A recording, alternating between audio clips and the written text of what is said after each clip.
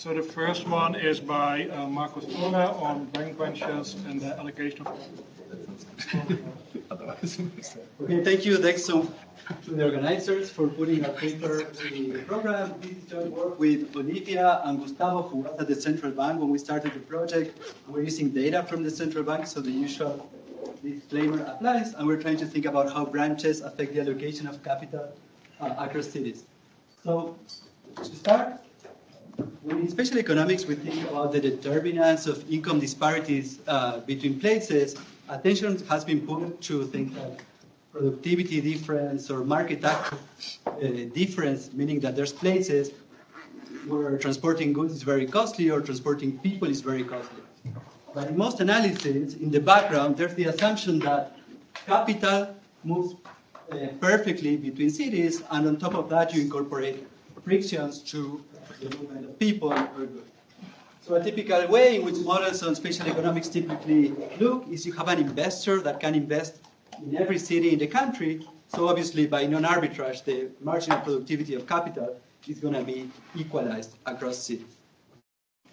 There's a tension with what we do in spatial economics and certain results in finance that highlight that credit markets tend to be local. So people save and people borrow using the bank branches available to them locally. There's a long literature analyzing this idea in many ways. Let me, here in a stylized way, present you what some of these papers do. So think of a country with 4 cities and 2 banks, the red bank and the blue bank. Imagine that there's an increase in deposits in the northwest city. What these papers typically find is that lending goes up in cities where the red bank is present. That means that the boundary of the bank matters to think about spatial arbitrage or spatial flow of capital. As a spatial economist, this is in some sense worrying because it could be that there's really good investment opportunities in the northeast cities, but because it's not connected to the place where the deposits kind of came from, they're not going to be translating into more investments.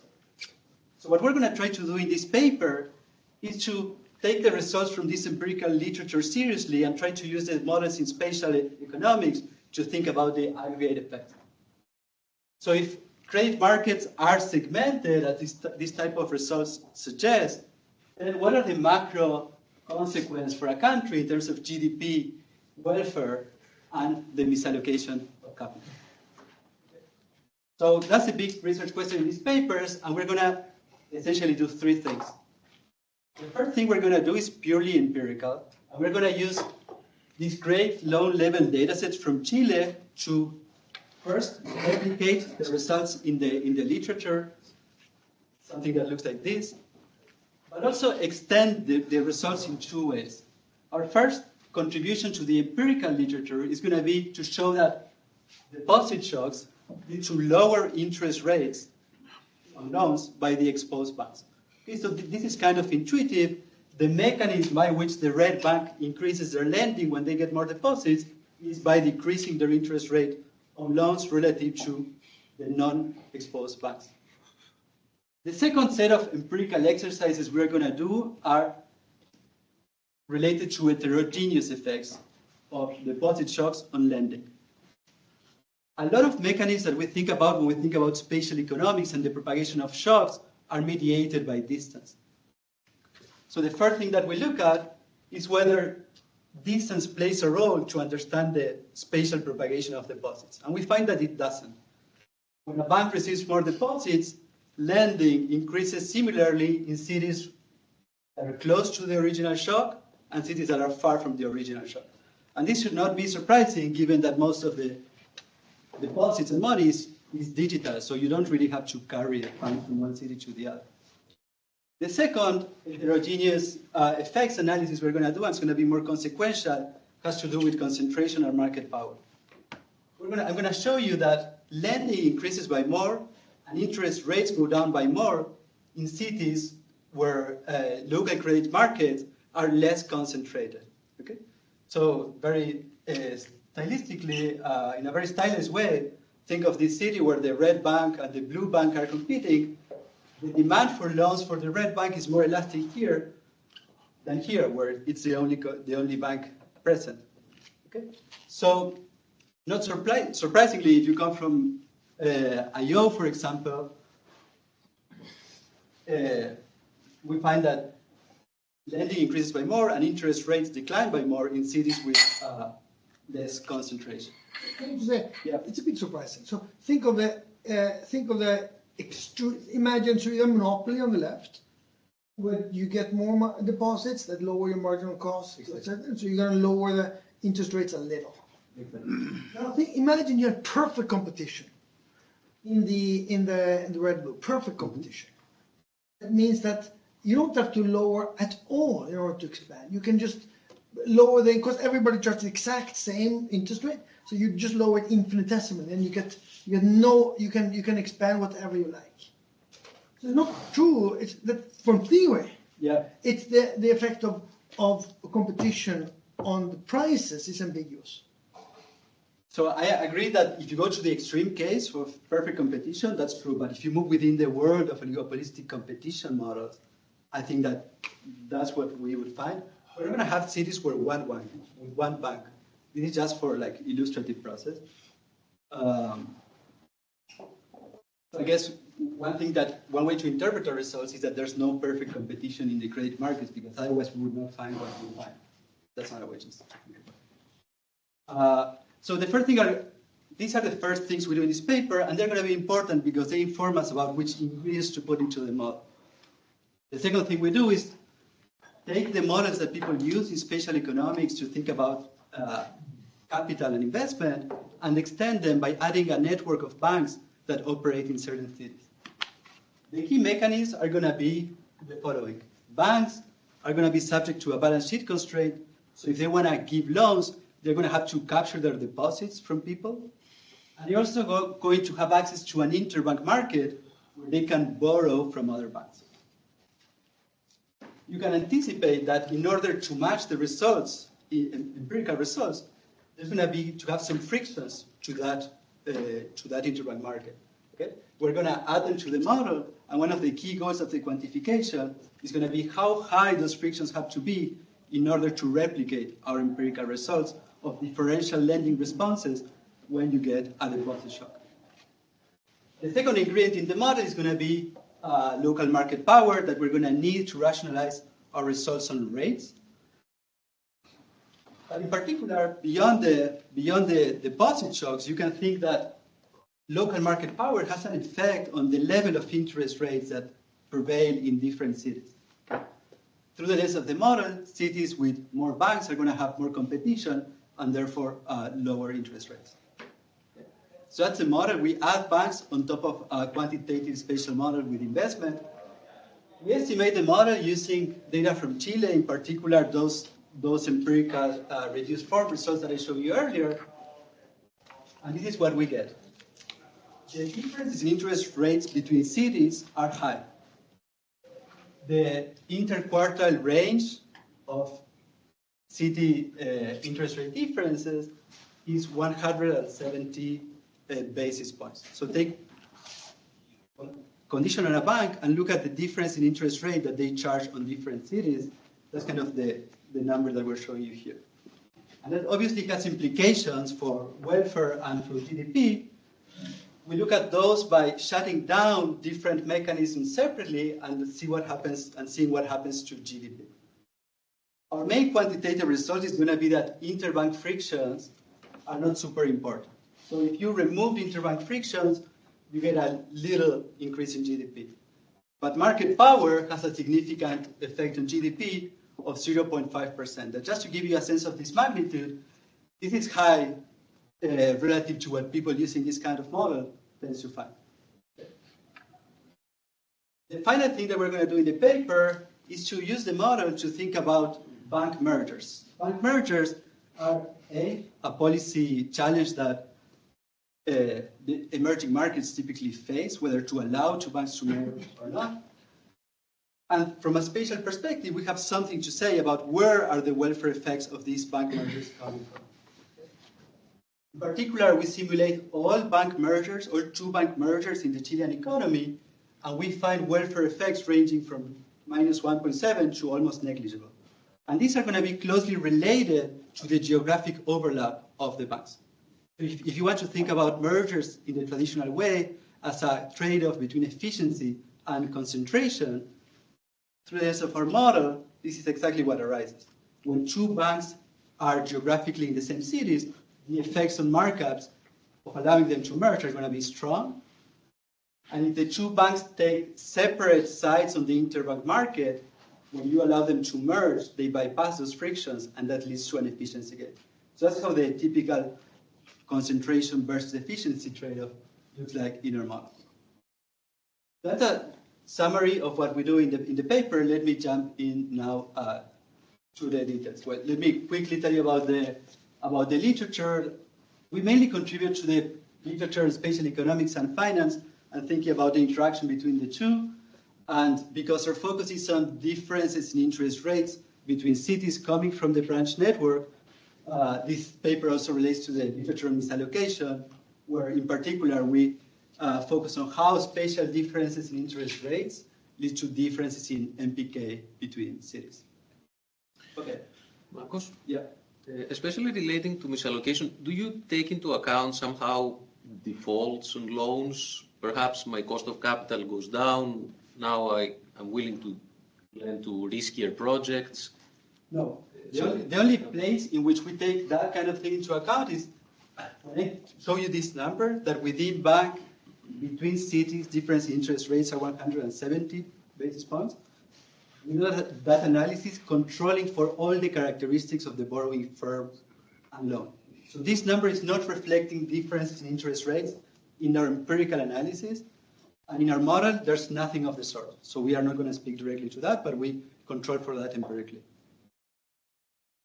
Okay. So let me tell you about Chile and why it's a nice setting to study this. Chile is relatively financially developed relative to other Latin American countries, and banks are an important source of credit to the private sector. In the time period that we study, almost 3/4 of the credit goes through banks. Survey data show that households and firms rely on local branches for transactions. So you could worry that this idea of local credit markets doesn't really play a role if people use the internet and such. Two answers for that. A, in surveys, people say that they don't use the internet much, especially for taking loans. And B, if the internet had rendered local credit markets irrelevant, then we shouldn't find any results, and we find results. It's also banking is a very concentrated industry in Chile, as in many other countries. If you look at the 10 largest banks in the country listed here, they capture almost 90% of the national level loan market. So here you have the share of the loan market by bank, ordered from largest to smallest. In our model, as I anticipated before, we're going to allow banks to borrow from other banks or to capture deposits as their source of funds. Obviously, in reality, banks have other sources of funding that we're going to ignore in this paper. Just to have as a reference, if you take the banking sector as a whole and you take the ratio of their loans to deposits, that's not so far from unity. So we're almost quite comfortable with this assumption for this context. Yes? You have Banco de Estado. Is that literally a state bank? Yeah. This is something we're going to exclude from our calibration. These are the largest retail state bank in Chile. And I answered earlier that we're not going to have cities with one bank.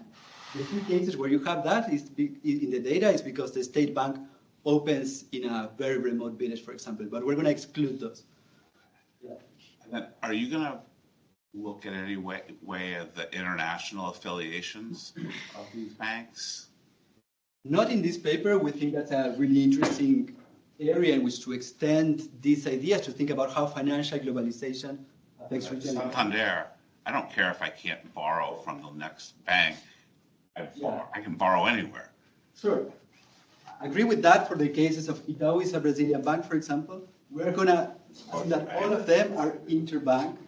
All of them borrow either from the local deposits or from other Chilean banks.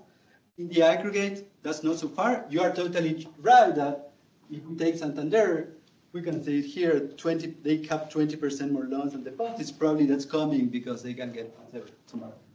Which reinforces the point you already said, which is that the interbank frictions are not so important. That could be one. Lots of ways around them. Yeah. So one way to read when you read the empirical literature that finds these kind of results, it kind of suggests that interbank frictions have to be there because otherwise they wouldn't find something. What we think we contribute here is that through the use of a model to match the quantity responses, you really can have very low interbank frictions. And this is exactly what we're matching, the differential quantity response. Okay, so this is the context. As you can imagine,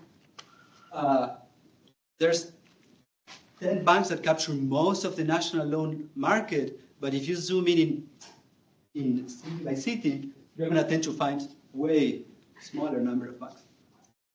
Year by year, this table is showing you a bunch of statistics on the local credit markets. Let me just highlight one number, which is the median right here. The median city in Chile has 3 banks in it. So market power is at least a priori an important mechanism. Okay. Okay. So data, we're going to use 2 sources of financial data. The first one is going to be publicly available data on aggregate loans and deposits at the city bank level that you can find online. And we're going to complement that with administrative loan level data where we see a bunch of characteristics from the firm and the loan, which are going to be useful in doing the analysis I was talking about earlier. We have data on employment and wages by city that we're going to use in the standard way to calibrate the spatial side of the model. Yeah. How important are customer deposits relative to wholesale deposits or interbank deposits? And how do you know which of these 3 categories is sort of the marginal supplier of funds? For each bank, right? So in the model, we can answer bank by bank how much they get in the interbank market and from deposits. That's in the model. In the data, all we are going to infer is just the difference between aggregate loans and aggregate deposits as a measure of the reliance on this interbank or wholesale market. But some of these deposits are not customer deposits, right? Some of these deposits are? They're not from the customers. They're just wholesale deposits by non-banks, insurance companies, etc. So they can have very, very big deposits in banks. That could be the marginal source of funding for a bank. Right. So we're not going to distinguish between different sources of deposits. For us, they are all going to be the same. We can talk about more later, but for us, there's only going to be in each city one type of entity doing deposits, and we're not going to distinguish between it's a family or it's a firm. That's not going to be a distinction. So I'm waiting for the rabbit.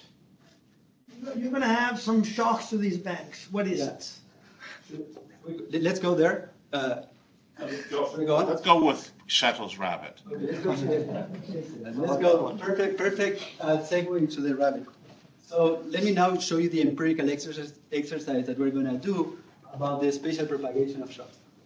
The regression one would be interested in to study how deposit shocks propagate spatially is something like this, where we have loans on the left-hand side issued by bank P, city N in period T, on the left-hand side, and on the right-hand side we have the deposits that the bank receives. Okay? So long deposits, like loans, city bank fixed effects, which capture differences in levels between banks and cities, and gamma NT, which captures everything that happens at the city. So if you want to think about my initial diagram, because we have city time fixed effects, we're always going to be looking at lending increases or interest rate increases relative to other banks in that city. Obviously, one cannot estimate this regression by OLS. There's a bunch of concerns. Maybe a bank is becoming better, and therefore it's attracting both more deposits and issuing more loans, so we need an instrument. We're going to follow the spirit of these papers, originally by Gilge and co-authors, and more recently in time, a paper by Bustos and co-authors focusing on Brazil, which use some sort of commodity market variable to construct a very local shocks to deposits. In the context of Gilje, who used the US, he used shale oil discoveries. Bustos used soy. In the context of Chile, an attractive commodity is going to be salmon. We're going to, let me show you, can I click somewhere? Can you click map? So, salmon, oops, this is not it.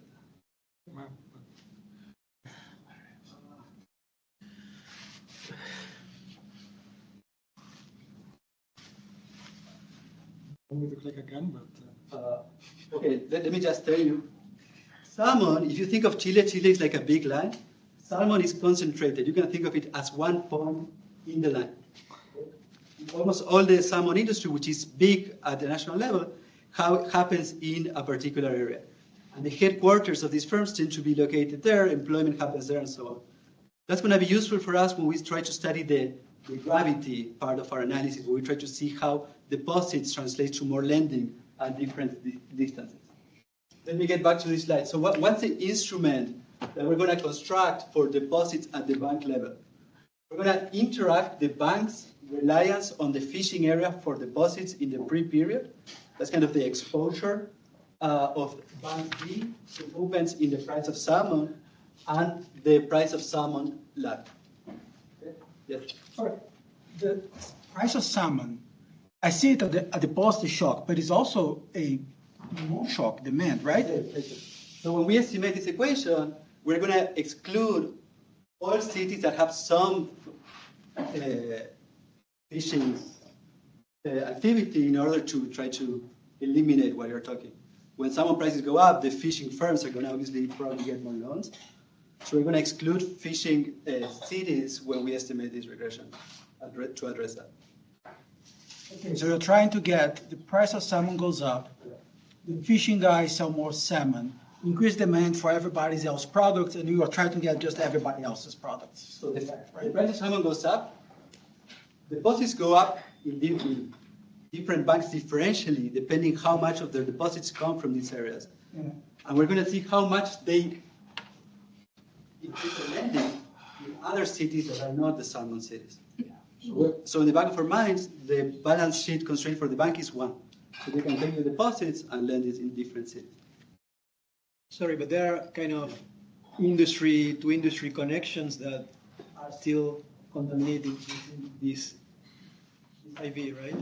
If I produce nets, the net is used in the fishing industry. When the price of salmon goes up, that's going to also boost the price, the demand for nets. That could be. I think that given that we find decreases in interest rates, I think that mostly we're capturing a supply of deposit shock. If your story was the most important, then we would see an increase in lending, but also an increase in interest rates because it's the demand for loans.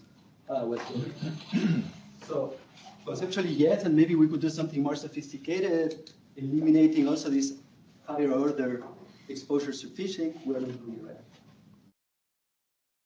Can you comment on salmon in particular? I mean, if I was teaching a macro paper, I'd say salmon is the representative good, and we go forward, but salmon's not the representative good. What's with salmon? I mean... So, over the non-copper exports of Chile, this is like 13 to 15%. So it's a non-what of Chile? Non-copper. So Chile exports a lot of mining. Yes, exactly. Phenomenally Non-copper. Profitable with salmon. What? It's phenomenally profitable. Okay.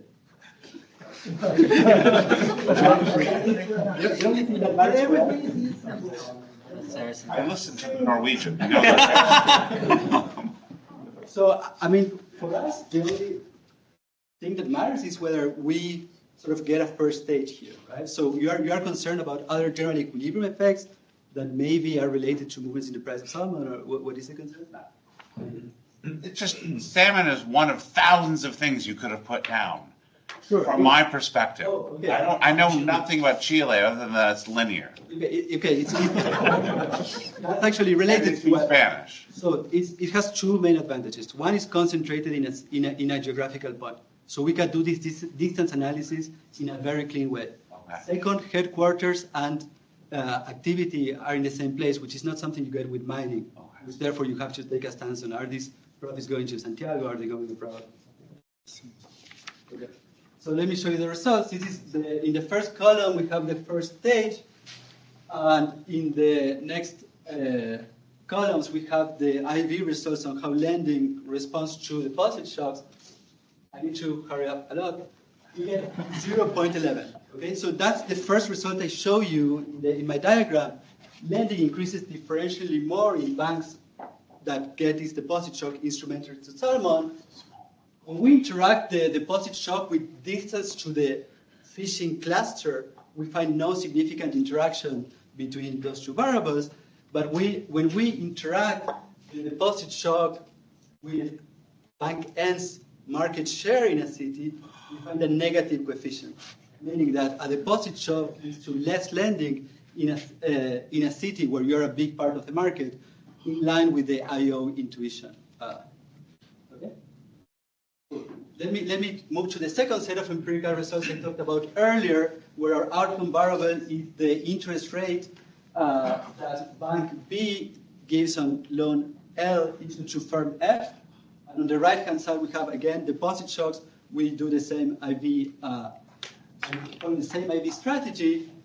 This is our first result. We find that a 1% increase in deposits leads to a decline in interest rates that is negative, but it's quite small. So this is in logs, so you can think of that as a 1 basis point decrease in interest rates. Again, we find that the interaction with distance is not significant, and that the interaction with local market share is positive, meaning that you decrease your interest rates by less in cities where you're a big part of the market. Is it 2% or is it too low? 0.021. Yeah, how much is it? That's 21 basis points. But this is the interaction with market share. Indirect. Yeah. So it's really nothing. Nothing happens to the deposit. So the interest rates go down by little, and that kind of anticipates that what we're going to find here, which is like a high elasticity of loan demand between banks. There's a big loan increase and a small price decrease, so you have to have a high elasticity of substitution to accommodate these two factors. But doesn't the high elasticity of substitution then kill your explanation for market power? High share, but who cares? It's one village. We're gonna get there. Yeah. Okay. So let me. The point that those deposits, their interest rate is so low, so profitable for the banks to take them in, that they are just happy to get more.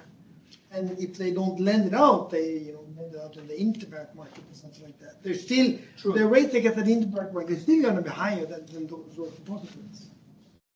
Correct, because that has friction, so there's an extra non-pecuniary cost. Okay, briefly the model. I think I just have time for an overview. In the model, there's going to be end cities that produce differentiated goods and trade with each other. There's going to be workers choosing where to be. And the key thing is that each city is going to have an immobile capitalist that's going to borrow from the local banks and save using deposits in the local branch only. So they cannot access banks that are in different cities.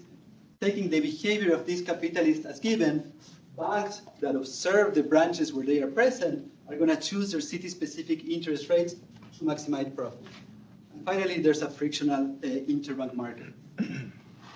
Let me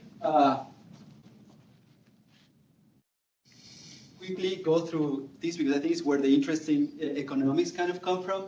Capitalists, by assumption, have to use all the banks that are available in their city. So if you look at investment done in CTN, that's a city's aggregate of all the loans that you can borrow from all banks. So you're going to use all the banks. And likewise for deposits. You're going to put some deposits in every bank that you have available. Okay, so the local capitalists are going to be solving this intertemporal problem where they are maximizing the discounted value of consumption and liquidity benefits from deposits. And the key thing I want to highlight let me show you the budget constraint of the capitalists. They get income from renting out the capital to local firms. So they rent at rate R hat. They get income from their deposits, and they have to use that income to consume, to put more deposits, and to pay back their loans. But the key economics here are that as a capitalist, you can transfer resources intertemporally through two ways: through investing, borrowing, and investment in physical capital, or through deposits. Okay? That means that when we think of the problem of the loan demand, there's two elasticities we take into account. Elasticity of substitution between banks, that's going to be high in the estimation, and some sort of outer elasticity, as we tend to think about them in Atkinson and boosted models, which is going to be endogenous in this model and has to do with the substitution between deposits and investment. And that's kind of what's going to underlie the answer to your question.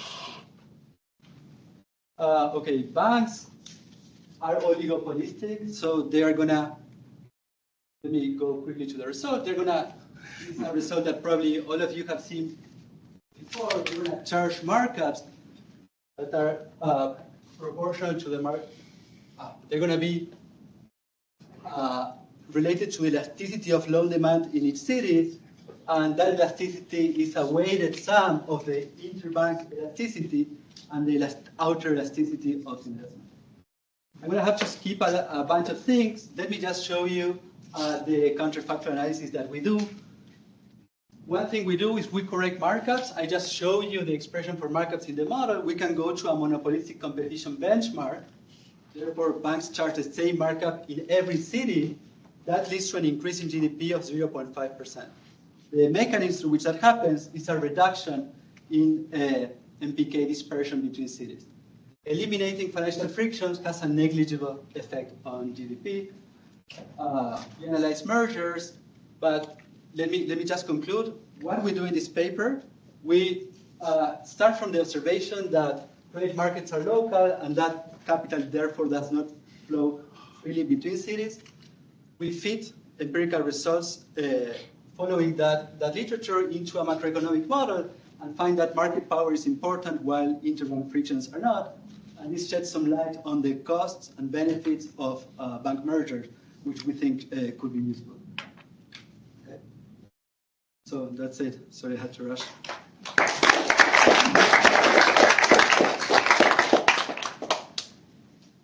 Then now we have the discussion by Jonas Gathen.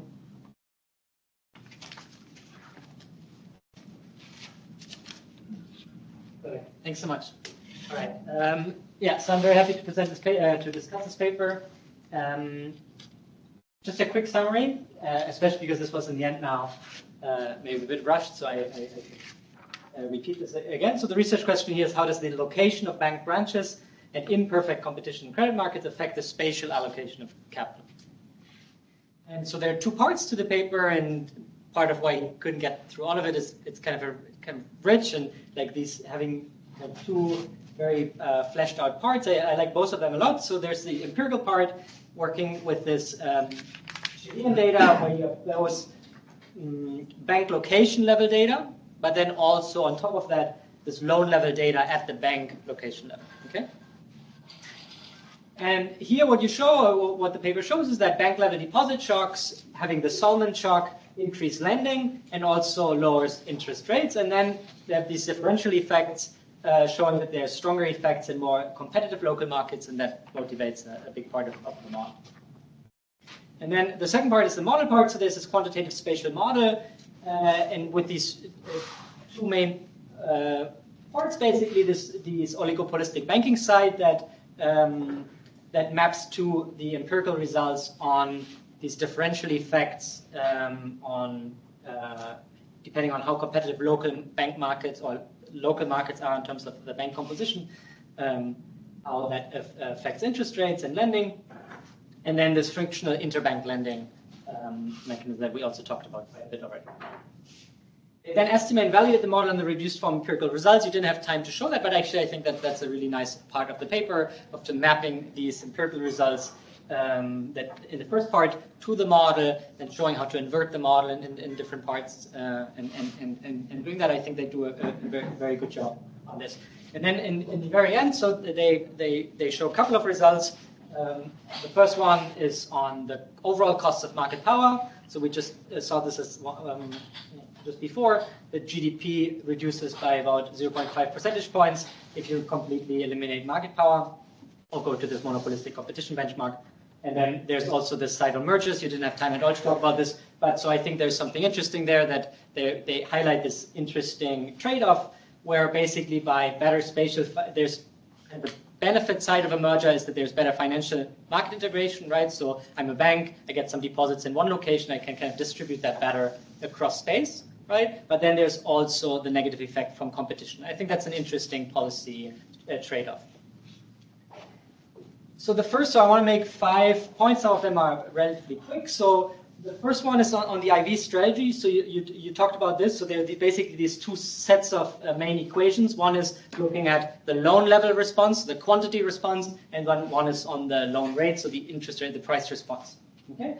And so in both of these cases, so yeah, this doesn't work on the screen, but so you have basically how does at the bank level, if at the bank level deposits increase, how does that affect in a specific location the loans and loan rates, right? And so then what we've seen before is this that they instrument these deposits using the Salomons shock, and we already talked a bit about that. I think that's actually I found that pretty convincing and conclusive. There's another thing that I wanted to highlight here is that, and so you kind of skipped over that briefly, is that you also have this kind of a lag deposit variable in there, and that's kind of another instrument.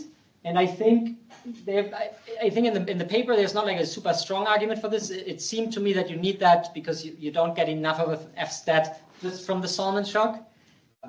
No, we just need to clear the data, but we tried taking that out. Okay. So then my main point would be, if possible, I would just take it out. I think at the moment it's not adding too much, and I think it's harder.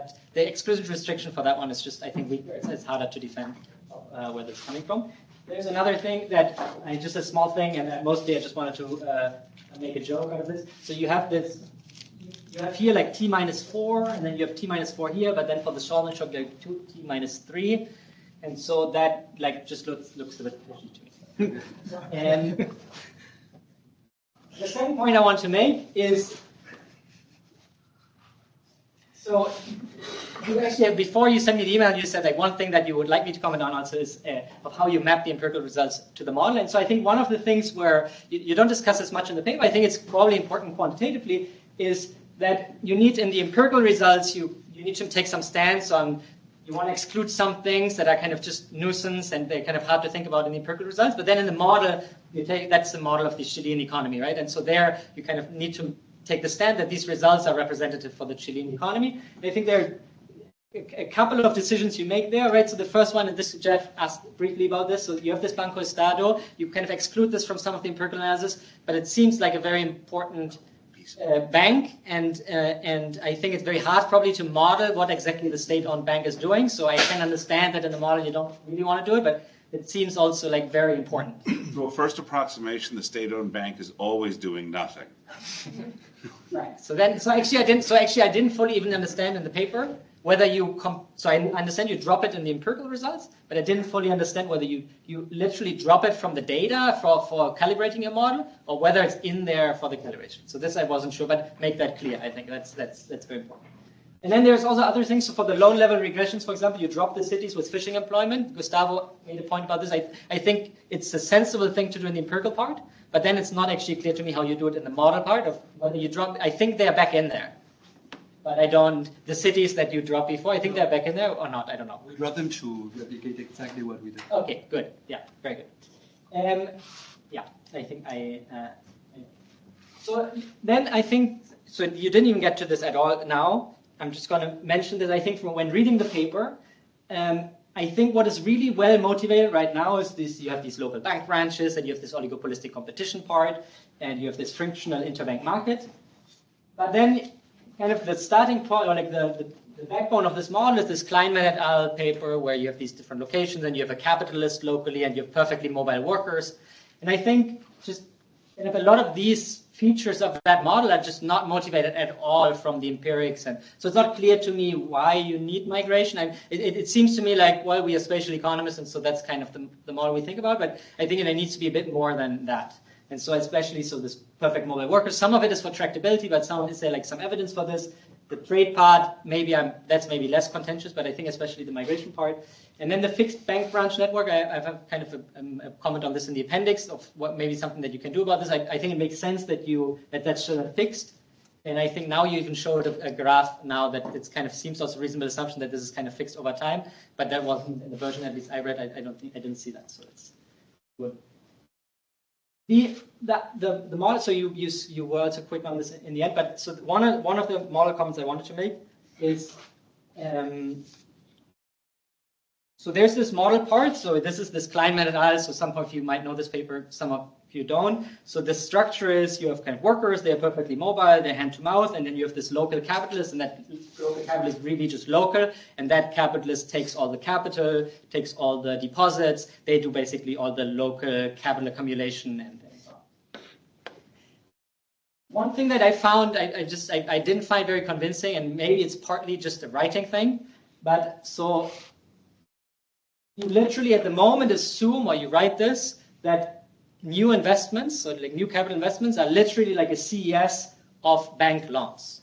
And I mean, if I just read this literally, it just means that banks are producing capital in a CES fashion. And that just, economically, it just doesn't make sense to me. I understand what you want to get out of this, which is this that there's imperfect substitutability between banks, and you need to, but I mean, I think the ideal scenario would be here that you have a micro foundation for, I don't know, there's like a continuum of projects, and so people need to get loans from different banks, and then you get kind of the CS form out of this. But like as is, I just don't find this very convincing. I understand, and so I was trying around a bit with the math, and all the other alternatives I was trying were giving uglier math. So maybe that's all you can do, but I didn't find this very convincing. And that's also a bit related that it's really literally the aggregator is like the loans, rather than thinking of this as like firms investing capital. It's like the capitalist that is kind of here. I think I made my point. So the last point that I wanted to make is, so when you replicate the IV setup in your model, so at the moment you have this IV strategy where you have the installment shocks, they drive higher deposits in fishing cities. Then you have banks with more exposure in these fishing cities, they get more deposits, and then you look at effects on interest rate loans in non-fishing cities. Right? And I think then you replicate that IV strategy in the model to estimate your model, and I think that's nice. But what you do here, I think, so it's not obvious to me it's exactly the same kind of shock, because how you introduce that shock in the model is basically like a preference shock to each, like a bank gets kind of hit by this preference shock, or like local depositors now have a higher preference for a certain bank than another, and then you make that proportional to the exposure. And so that to me is just kind of capturing reallocation, not like new deposits.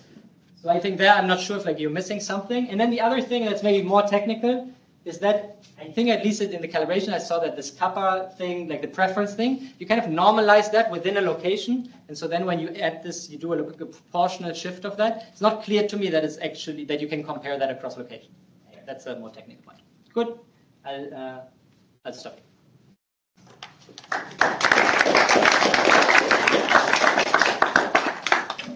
Marcus, do you want to? Yeah, so great. Thanks for the comment. I should just say that the capitalist is a neoclassical economy where you invest with final goods. So the capitalists take the loan and then you divide that by the price level. So you end up with final good being used for investment. So that's kind of more like a typical neoclassical assumption, but with the extra bite of the love for variety that comes from CS. So it's not just money that you use to generate capital. No, I agree. No, this is fine. But you kind of assume that the bank has different output goods that you then put together into an investment good. Yeah, we're trying to speak there to this literature on bank specialization without getting too micro-founded. Happy to take more questions. Yeah. So in your deposits variable, you basically look at total deposits of that bank across the country. Have you thought about, why don't you leave out the deposits that the bank receives in city N itself? Leave one out design, basically. You could still do the instrumentation, but isn't that a logical first step? Right. We could do that. I think that if we did that, what we would be testing is the idea that the balance sheet of the bank is one. That's kind of what that leave one out would be testing. So say that So again. if we do n on the left-hand side but not n on the right-hand side, then and we find a positive effect, that would mean that the bank is bringing in deposits from somewhere else. So that would be a test of the assumption that the bank has only one balance sheet for the whole country. We could do that, yeah.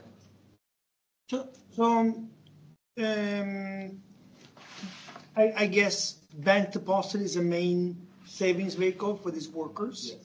So and you show that when there's a big increase in aggregate deposits, there are tiny movements in the deposit rates, but big movements in the lending rates in other cities. So the banks, they don't change the deposit rates in the cities where there is increased deposits. I didn't show deposit rates. I just showed lending quantity responses and lending rates responses. Okay. Sorry. Then I misunderstood. What happened to deposit rates? We don't have good data on deposits, unfortunately. Our data is great on the loan side, but we do not see individual deposit rates. I think that the consensus seems to be that these are much more uniform across cities. People that have studied other countries, we cannot see it in the Chilean data. And it makes sense, even consistent with the idea that people use the internet for deposits much more. So you can actually access any bank from any city.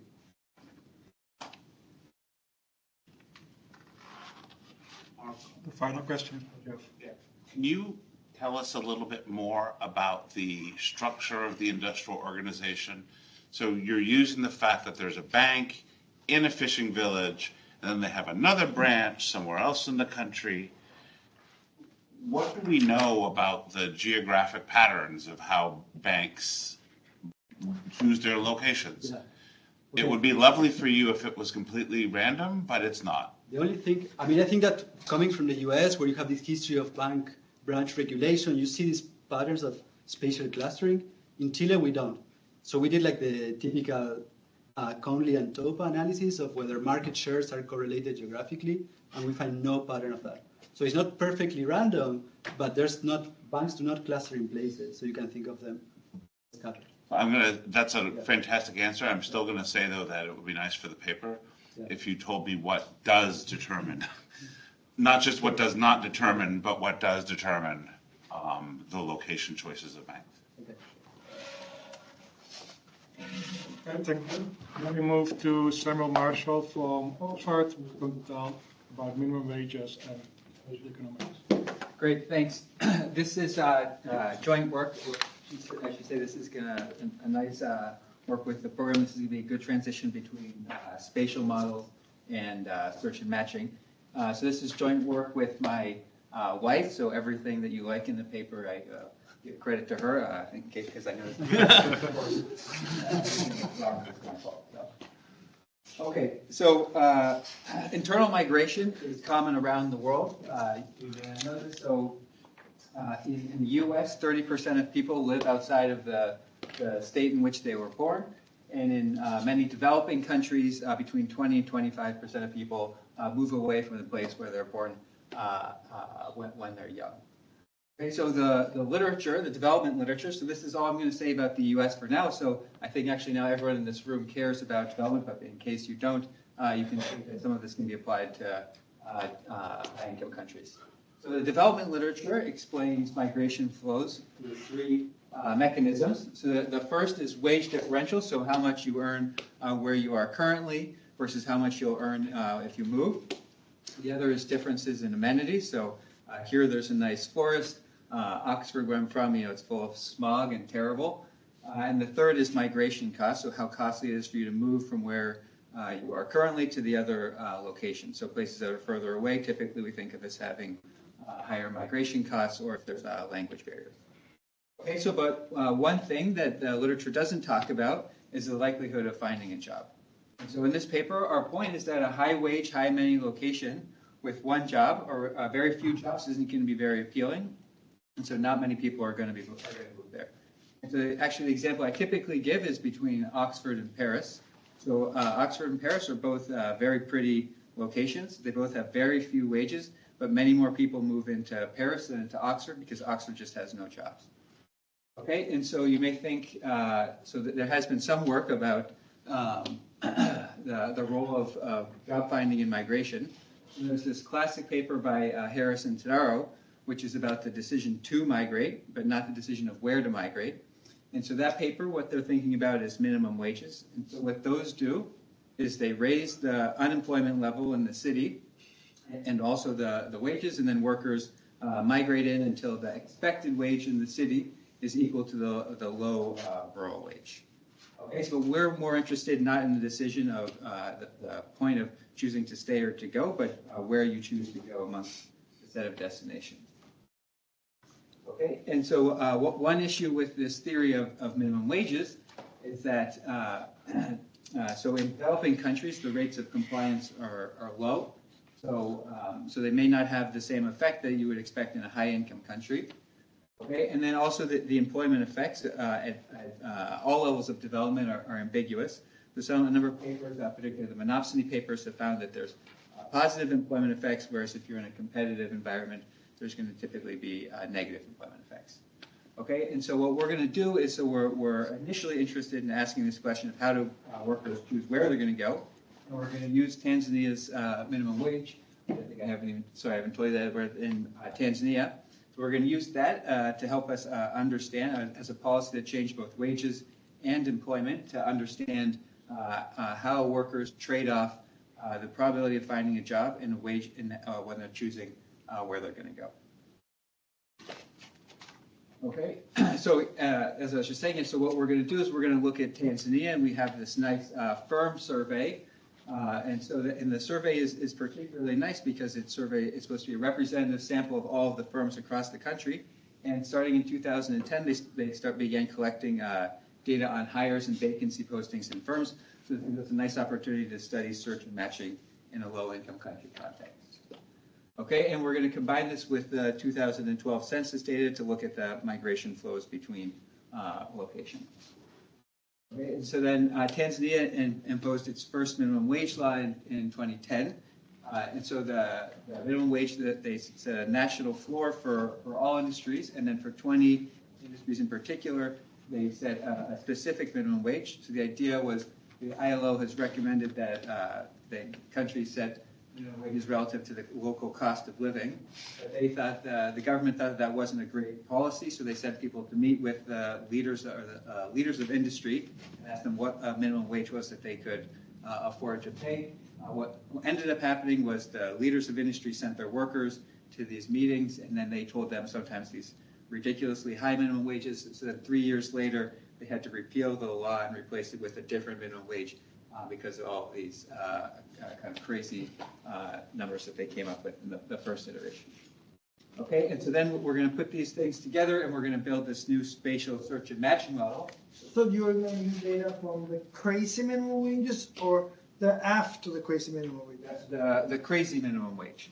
Yeah. So in the model, there's going to be no unemployment per se. There's workers who aren't employed in a firm are going to be self-employed. The model is going to have costly migration, and then there's going to be spatial variation in the distribution of job productivities, and then there's going to be partial import of the minimum wage. Those are the four key things that are going to be going on. So, Sabah, can I ask? So, probably in Tanzania, a big chunk of the migration has to do with movement out of agriculture and maybe from rural to urban.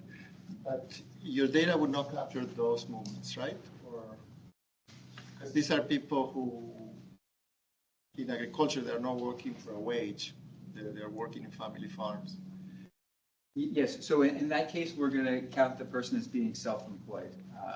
So if you look at the census data, there's very few people who report that they're unemployed. They almost all report that they're self-employed, and so we're going to say all those agricultural own account agricultural workers are going to be self-employed. Is that what you're asking? Yeah, I'm just wondering because so in your data you're saying you're capturing these Tanzanian firms. Uh-huh.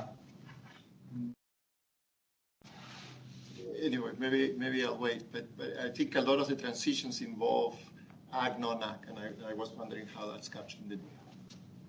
Okay, so it may become clear, but I'm not really going to talk about the data today, so it's probably not going to become clear. all I should say is that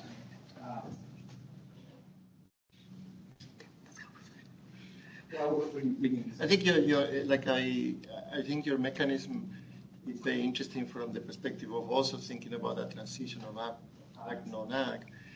But I'm just wondering whether the data you have will capture all of those transitions or not. Yes, so we're going to use a labor force survey, which I also am not going to talk about at all, to get the self-employment, or sort of what the self-employment, local self-employment earnings are, which is in places where it's typically agriculture, it's going to largely reflect that. But there's going to be local transition, so workers can in their own labor market. You have to be in a labor market essentially to search for a job, and so that would be this local transition from ag to non-ag. Maybe it will become more clear, but if not, we can discuss it later. Okay, good. So, so what do we find? So first, just the mechanism from the model. So if the government puts in a minimum wage, what that does is it shifts the surplus in expectation of a job match from the firm to the worker. Okay, and so that means that the expected profitability of posting a vacancy is going to go down, which is going to lead firms to post fewer vacancies, which means that employment is going to fall. But also, since the surplus of the job match is being shifted to the worker, wages are going to go up. Okay, and so how does that affect the spatial distribution of economic activity? Well, that's going to depend on variation in the bite of the minimum wage across space. So what chunk of the wage distribution, or the job productivity distribution, is affected by the minimum wage? And then because of these two counteracting effects, the decline in employment and the increase in wages, it's going to also depend on migrant sensitivity or their elasticity to wages and the job finding rate in choosing the destination. Okay, and so what we find is that in this context, the elasticity of migration with respect to labor market tightness or the job finding rate is much larger than the elasticity of wages. Okay? And that's because there's very few vacancies per searching worker in this context. And so, but then when we take the model and we calibrate it to the U.S., we actually find that the gap narrows and the elasticities are quite similar. So really, whether workers are going to be more elastic to wages or the job finding rate is going to, based on the calibration we use, it's going to depend on basically where you are in the business cycle. So when labor markets are tight, workers are going to, or there's many vacancies per. So when there's many vacancies per searching worker, then workers will be more elastic to wages in choosing destination, and vice versa when there's. Okay, and so but the main takeaway, the main point of this is that a high wage location is going to have no value. There's no jobs there. Okay. Samuel, I'm sorry. That's got to be true. Okay, we knew that in advance. Okay, that's good, and that's good. I'm trying to figure out whether the story you're telling is one about risk, or if it's about expected wages. I would say it's about risk. Yeah. Thank you. Thank you. Yes. Yes. That should be an obvious point, but it's just one that we want to put into a. No, this thing conflates. The sentence at the bottom conflates the two. Actually, if there are no jobs, there's no risk. It's guaranteed failure. So that's why. Okay, I should change this and say that if there are very few jobs. But you see what I mean? I see. If the probability of finding a job is less than a half, then having it fall increases the variance. That's the only point. I'm trying to figure out. Is that? That's what I'm trying to get at. Okay. Okay, so quickly, I guess the main thing I want to point out here is that for the search and matching models, there are some models now where workers can be searching across labor markets. The main difference here is that in these high-income country contexts, workers can search from their location in all of the different labor markets, and there's just going to be a different cost associated with taking that job. But here, and what we see in the data, is that workers are moving to look for, that's a main reason why people are moving to a different location is to search for jobs, and so this model is going to be about that. Okay. Right, so quickly, the context. So the Employment and Earnings Survey began in 2002, I believe, and they ran it most years when they had the budget for it, and so it has, according to the Yeah. So, because you were already making some statements about like the vacancy rate, the job finding rate, and so on compared to the US. Like, what is the concept? Is the concept of a vacancy, as you know, defined in this data set, comparable to, like, what is a vacancy in the US? So it's just when you say it's very difficult to find a job for a worker, judging by the number of job seekers per vacancy. Like, that's kind of a statement about the data, like that underlying that the data must be collected in the same way.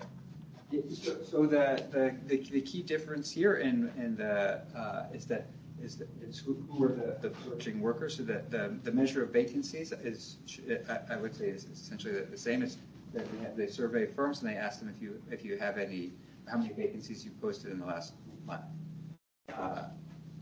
Okay, but the main difference is the measure of the searching workers. And so in the U.S. that there's some people would say that it really should be the total non-employment versus not people who are just out of the labor force plus unemployed. And so here that would essentially be, in this case, counting everybody who's self-employed. The bigger question would be whether all self-employed people would accept a wage job if they were offered it.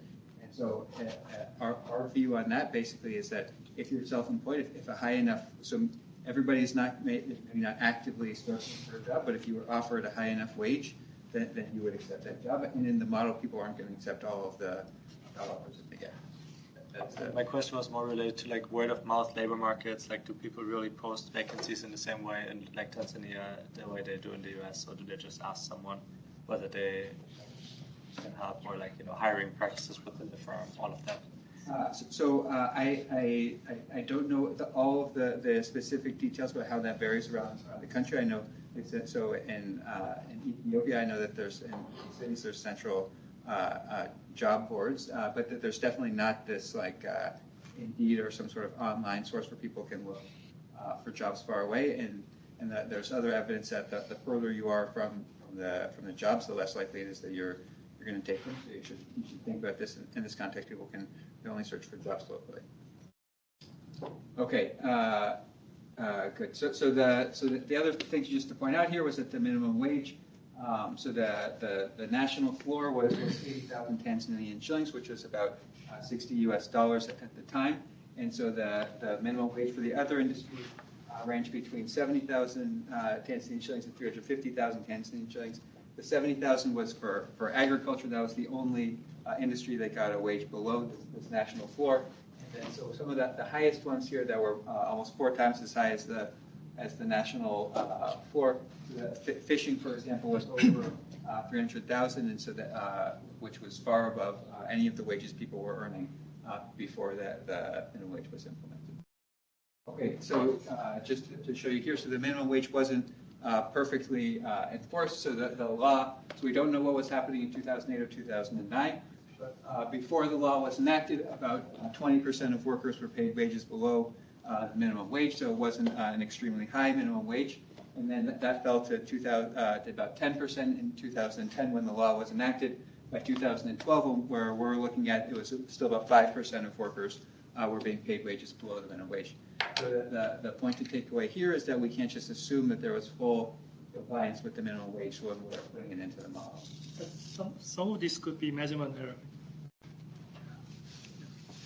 In which direction do you think that would be going?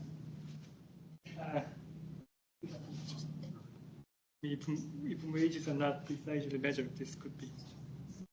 Yes. So the firms, they report number of workers in various wage bands. Some of them we see in the data are basically lying about that because they have their average wage bill and then the number of workers in these bands, and the two things sometimes don't totally square. One of the bands is distinctly below the lowest minimum wage, so it's 0 to 65,000 Tanzanian shillings, and so everybody that they report in that band is necessarily earning below the minimum wage. But this number of so this is the initial change of like a 50% compliance rate, and that's consistent with what's seen across other low-income countries. Yeah, and then I would say even by so then I mean that may be so part of it. I mean, there could be a number of reasons. Part of it could just be that there's adjustment costs.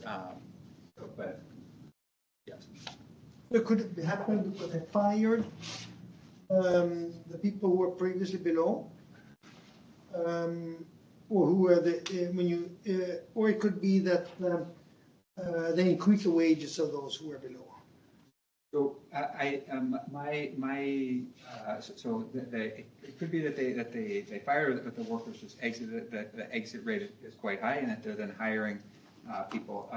These workers are coming in above the minimum wage. You're thinking that both those dimensions are relevant in this context. Yes. So from what I understand, the international firms and the very large firms are the ones that. So if you're in having international trading partners, those firms increase the wages of the workers there, and then the very large firms that are likely to be inspected by the government, they also increase them, and these small firms just don't do anything. But there's definitely heterogeneity between on the intensive and extensive margin of compliance cost. Okay, so the next thing I'm going to show you is if we split firms based on the industry's minimum wage to whether it was more or less than twice this national floor.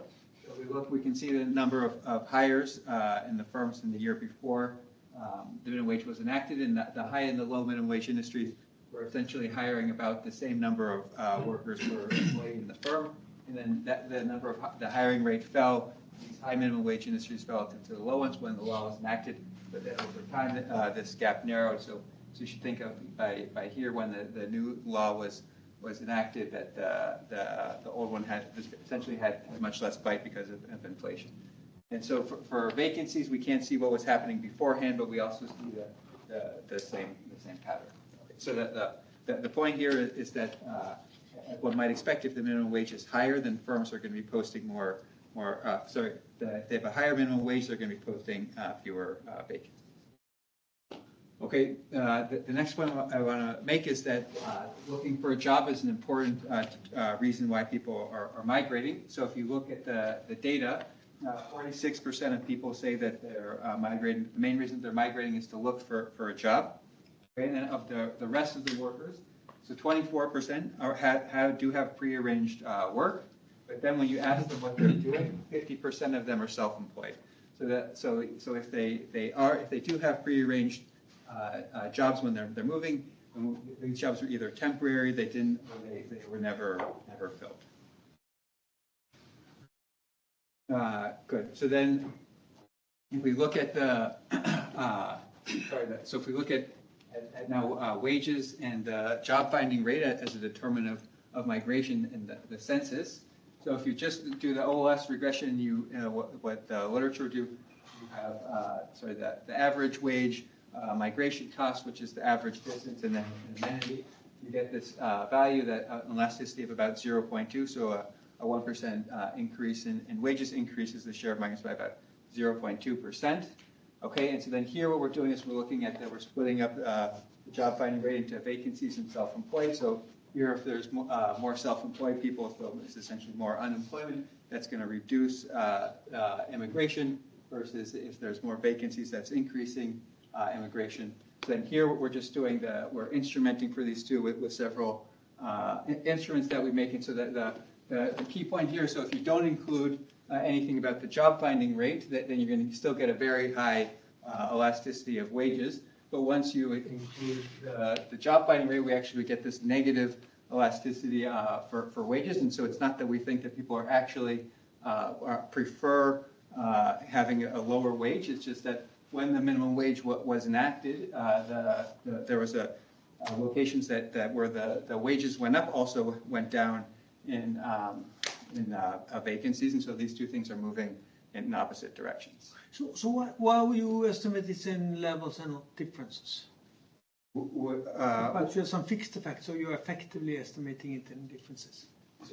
We would love to do it in differences, but we don't have anything about vacancies. There's a 2002 census where we're getting the migration flows from the 2012 census, but they only started collecting this data on vacancies in 2010, so we don't know anything about the migrant in 2000. So the wage 1, 2, and 4. That you can do.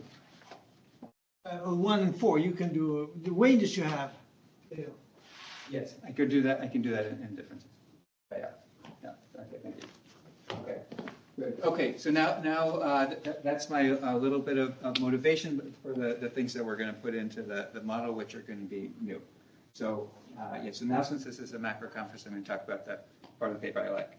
So it's okay. So there's a discrete number of locations. Okay, they're going to be characterized by distribution of job productivities, an initial population, and a non-monetary amenity. Okay, firms are going to post vacancies subject to a cost. Okay, so workers are going to be either employed or self-employed. So if you don't care about development, whenever I say self-employed, you can think of this as being unemployed. Right? And what's new here is that they're going to have a vector of time-varying idiosyncratic migration costs, which I'll describe on the next slide. Okay, here, only self-employed workers can be matched with a job in their local labor market. So what that means is, so if you want to be matched with a job in Amsterdam, you have to physically move there before you can get the job there. Okay, and so the probability that you're matched with the job is going to depend on the total number of vacancies, but also the total number of self-employed people who are there. So if more people move into the labor market, there's going to be more congestion, and so your probability of getting matched with a job. I see. So self-employment is not like a gig employment. There's you have to search also to be self-employed. You don't have to search to be self-employed. You can always be self-employed. Why does the probability to match depend on total self-employment? So self-employment here is unemployment. The people who aren't not I see. They are all searching. They're all searching. I see. Yeah. So it's terrible to be self-employed. They would all like to be employed in your book. Yeah. Good. Okay, and then as a standard, so when a match occurs, the wage is going to be determined for the Nash bargaining. All this together means that there's going to be a heterogeneous distribution of wages and employment across states. Okay, so the migration decision. So what happens? So at each point in time, workers' vector of migration costs are going to be updated. Okay, 5 minutes. Okay, we'll go very quickly. So the important thing here is that there's going to be there's a fixed cost of migrating from your, there's a variable cost of migrating from your home. And so this is the choice of staying or going. So if you have a land tenure and if you move, you're going to lose that part can, or you have a relative that you need to care for. So those are going to be the thing that varying. But then you also have your idiosyncratic costs of migrating to the other location. This is going to be essentially, do you have a network of people in that destination? Okay, and so then what's going to happen is the worker is going to choose between staying at home, being self-employed there and searching for a job, or choosing between the markets and the one that gives them the highest value. Okay, so then the important part. So when the worker is bargaining for the wage with the firm, their bargaining power is going to be affected by the relative or the potential option value of migrating. And so that's going to increase their position because their outside option value is so if I don't accept the job from you today, I can stay self-employed and potentially I'll get a low draw from my migration costs and I can move somewhere else and get a higher wage there. Okay, and so if that means if you're in a worse location, your reservation wage is going to be higher, and so you're going to get a larger share of the surplus when you're matched with the firm. Okay, so this is, in case you didn't know that this is what the closed form solution looks like for the self-employment value function. Okay, so then when you add the migration option, it's going to increase this whole thing on the outside, but then it's also going to put more weight on the expected value of the job productivity. Okay, because your bargaining, or not your bargaining power, but your reservation wage is higher. Okay, and so then you skip this part with the. So then, okay, and then when you put in the minimum wage, that's going to increase your reservation wage as well. Okay, and it's going to affect where workers want to go based on how much this is the surplus that's shifted when the match happens from the firm to the worker. And so that's going to have a differential effect on the relative value of being in different locations. Okay, so let me just skip the rest of this since I'm sure everybody knows this. So that the firm doesn't like having a minimum wage because this is the surplus that they lose that goes directly to the worker. Okay, so then we're going to simulate this model. The one thing I just want to say here is, so we actually get to estimate the matching function here. And so there's a literature on what the possible values for the alpha can be, and we get a value of 0.4, which is reassuring. We get a number that's right in the range for the literature. Over the matching productivity with the Z here is an order of magnitude lower than what we find in the US. So do you have a... Yeah, sorry. Very quickly, maybe I missed it. What's the utility function? Well, I just showed you the closed form. Is it linear? It's linear. So yeah. So everything we say about the job finding, we're going to take it as being like a lower bound. There's no curvature on the value of the wages. Yeah. Very good. Okay. So what happens to vacancies? So in some labor markets, we actually see that the number of vacancies goes up. Why is that? So when you have more workers going into so even if you put in the minimum wage, the value of posting a vacancy for a firm goes down. But now workers are going into those labor markets, so there's more workers searching. So then the expected time to fill the vacancy goes down, and so actually firms end up posting more vacancies. And so then we can reconcile this finding in the development literature. In some locations, employment goes up, and in other locations, employment goes down. Okay. The other thing is then what determines migration.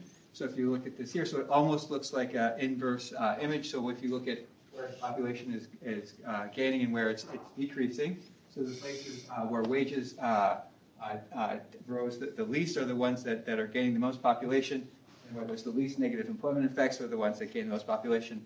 So this is just repeating this point that high wage place has no value if there's no jobs, and so then we're going to go and look at this. I shouldn't be speaking quickly. So then we're going to go back into the model. And we're just going to, this is the last thing I think if I'm out of time. So we're going to calculate the marginal value of migration with respect to the wage, with respect to the labor market tightness. Okay, and so it's the one for labor market tightness is this kind of messy function. But if you simplify it, you say workers accept all of the jobs, and you get rid of the part that comes from migration. So in a sort of a more simple setting, this reduces to that workers are more elastic. The marginal value of labor market tightness exceeds that of wages whenever the matching elasticity times the workers' bargaining share is greater than the number of vacancies per worker. Okay, and so in this context, there are very few vacancies relative to the number of self-employed workers, and so that's why we get to that all of the migration effects are being driven by employment. Okay, but then so what we do is we take values from Scheimer paper from 2005 for the U.S. and we calibrate the model to that. Okay, so we just reduce the cost of posting a vacancy to increase the number of vacancies. So you have to get to a very high employment rate of about 70% in Tanzania for the two marginal values to be equal. Okay, so but then in the context, so this depends on exactly the calibration you use. But if you take his numbers, then these two marginal values cross at about 95% employment, so let's say less than the 5% unemployment rate. And so in the U.S., you can see that workers basically where you are in the business cycle. So if there's a lot of unemployment, workers are going to be more elastic to so if there's a lot of unemployment, workers are going to be more elastic to the job finding rate. Then when you're at the other end of the business cycle, there's very little unemployment. Workers are going to be more elastic to wages when they're choosing where to go. I'm out of time. Yeah, you're in your last minutes. You can. Okay. Yeah. So then we just do some things with some policy. Here, basically, we say that subsidizing vacancies costs is better, and that's the only way to increase employment because the job posting costs are so high here. So very good. So the key point here, they should remember the punchline is that the probability of finding a job is quite important for how workers choose where they're going to migrate in developing countries, and this can be applied to the model can be applied to a high-income country. That sure plan originally was to compare this with the city minimum wage policy in Oregon, with some slight modifications. But then the findings you're going to what you get out of the model is going to be different based on the economic conditions in the country. Okay.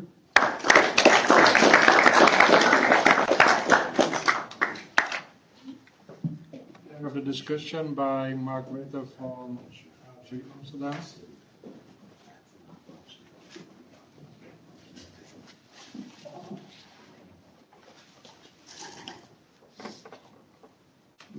Okay. Hi, I'm Marc, based in Amsterdam. Thanks very much for the organizers for inviting me to discuss this fascinating paper. A decision you might quickly come to regret, because as a micro development economist, I'm going to have very little to say about the modeling and calibration part of the paper you just presented, and perhaps too much to say about the nitty-gritty data and measurement part of the paper that wasn't very prominent in your presentation, but hopefully it's going to be useful nonetheless. So let me summarize quickly what, again, from sort of a micro perspective, I thought was in the paper. So you try to understand how minimum wages affect the spatial distribution of labor and jobs when workers migrate within a country towards locations where they find work. You use Tanzania's 2010 minimum wage law. And you have this fascinating, really, data set, this EES survey from Tanzania, which is pretty unique in the context of a developing country, with a great attempt to survey a lot of firms, capture their wages, attempts at hiring, and the compliance with the law, and you combine that with a spatial search and matching model. And I think your main finding is that migration responds strongly to finding a job, and so to being employed rather than to the wage that you would get on a job eventually. So minimum wages can work as a policy tool to reallocate labor across space and countries. Yeah, as I've said before, I focus on the micro parts of that interpretation and on measurement a lot. I think it's pretty unique, the type of question you ask, and I found it, I don't think there was a lot of literature out there that tries to combine migration with job finding in developing countries. Just the one paper that I thought reminded me of that you should check out was Maria Balgova's paper, who looks at the role of job search and job finding in migration decisions using US data. She's at the Bank of England, which is a very different topic, but I think that she tries to do something very similar, also from a macro search and matching perspective. Now, my main comment one, echoing some comments that have been made from the audience, is about the labor market, which we are measuring here, which you can measure with the data that you have. So the EES survey, I forgot what EES stands for, does a great job at capturing formal and visible establishments. So they contain in the survey all firms with above more than 50 employees, which in a developing country are large firms, covering I think 1.1% of all firms in Tanzania. And then they try to make conduct a representative sampling of smaller firms, which in their case is 5 to 49 employees. Firms with fewer than 5 employees are not covered in the survey at all, which I think in Tanzania is, slightly later data says that almost 80% of formal firms fall in that size bracket. And we also know that from other contexts, similar countries, that a lot of the employment is still covered by these small and micro enterprises. So I'm wondering, you see where I'm getting at. I'm wondering, even though this survey is unique and it's pretty great, I think you still should probably emphasize more which part of the economy you're not capturing with this. And it's not just seeing a solo self-employment enterprises that you're not having in there, but also I think these tiny firms with employees, which capture, in fact, because they're so predominant, a large part of the employment in the country. So, of course, you acknowledge that a little bit in the paper, and you also try to rescale a little bit the data that you have using census employment data. But I think that only helps you when you look at employment levels, but not necessarily with missingness in terms of what the firm survey doesn't capture. So I think in particular that's problematic when we think about how firms might respond to minimum wages and to the bite that minimum wage policies induce to them.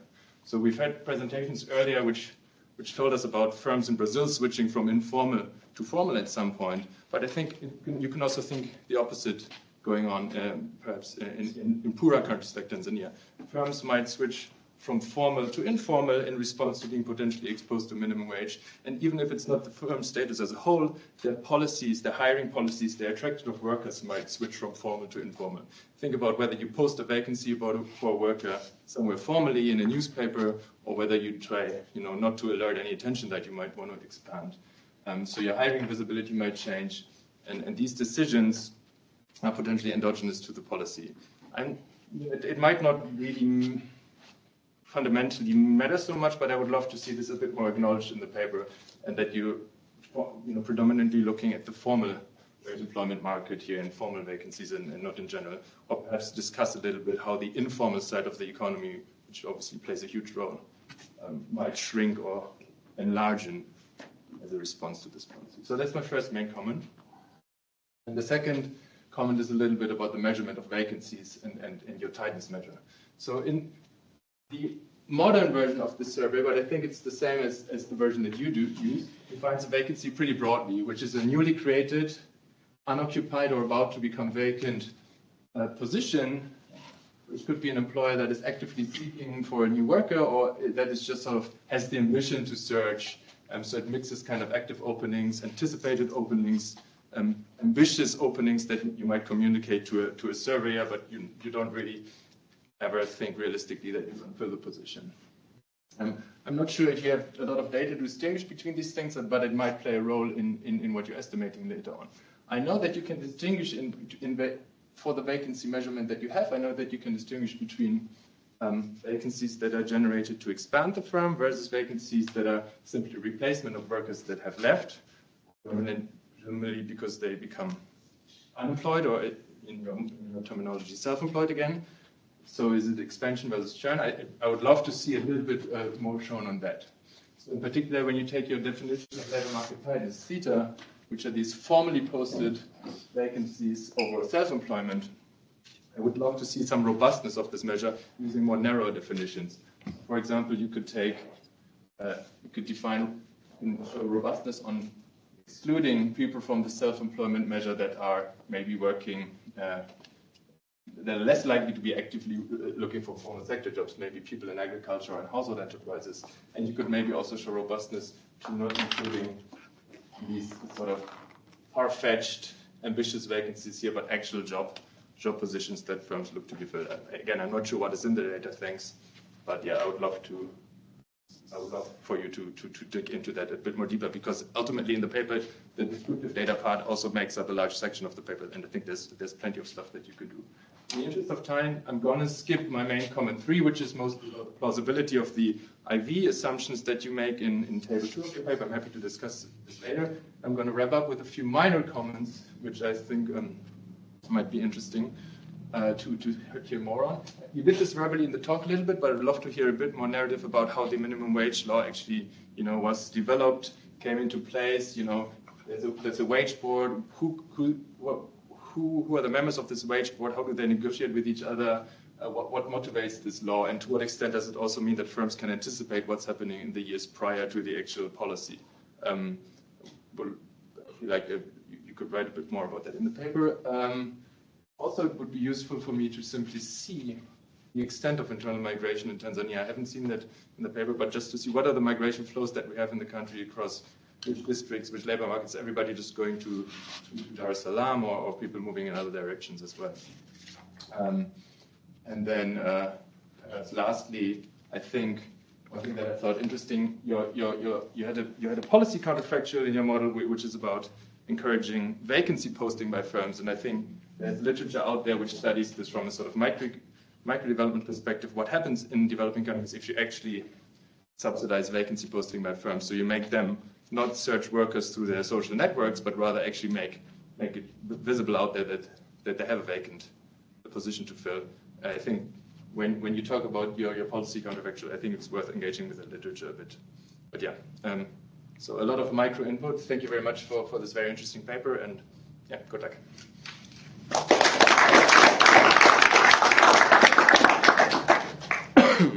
You want to respond? Actually, these are all great points. These things about how we define the labor market tightness is something that we can do. And the data things, we've been trying to look for other, even to look into other countries because so this for the job finding rate. I thought we could find some in this quarterly labor force survey. They don't actually survey the workers on a quarterly level. They just do it for 4 consecutive quarters. I agree that it's not far from perfect. But these are good points that we should discuss more. Good time for some questions. So one thing that, actually I think this was rushed in the end, so I didn't fully understand. But what's the intuition for the main result on these vacancy subsidies? This is a good policy. So basically, the employment rate is already very low, and so if you put in a minimum wage, that's going to make it less. Firms are going to benefit less from hiring more workers because they're going to get less profit from it. And so if you're so the government they're concerned about workers getting paid fair wages, but they also want to increase employment. And so if you put in a minimum wage, it's just not going to increase total employment on the aggregate. And so since if you subsidize vacancies, that's going to encourage firms to post more vacancies and do more hiring. And part of that is because the cost of hiring a worker is very high. That's one way that would. So in a very minor cost, which can be paid for through a tax on wages, you can increase employment through sort of making it easier for workers or for firms to hire workers. Basically, the cost of hiring are very high in low-income country context. So anything you can do to reduce that is going to increase employment.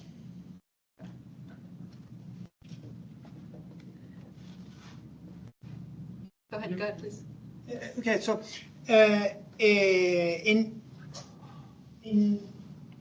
for a typical country, for example, China, you typically see that an increase in wages are associated with an increase in employment. You increase wages, then employment goes up because people move in. Here, there are reasons that in the minimum wage, the employment could go up or down. When you increase the minimum wage, wages go up, but employment could go up and down, as you emphasized. And there could be stuff confounding the kind of the neoclassical story. Say, imagine the increased minimum wages more in places where things were going really well anyway. So I think the graph you showed towards the end, if I understood it correctly, we had growth in wages are associated with more decline in employment. That, you should put that first. I mean, it's really a... The one with the U.S. and Tanzania? If I understood it correctly, you had on the x-axis the growth in wages, the wage growth per worker, on the y-axis the growth in employment. And that was a scatter plot, and it was downward sloping. That's not what the neoclassical model would say if you had, for example, TFP shocks. And it's not what the monopsony model would say. It's what the neoclassical model says. That the effect of it's very neoclassical. You should show that when you start. Okay, but that's coming out of the model. That's not. Oh, that's a model. You show that in the data. That you show. The graph at the end with the two things like this. Is that what you're talking about? Yeah.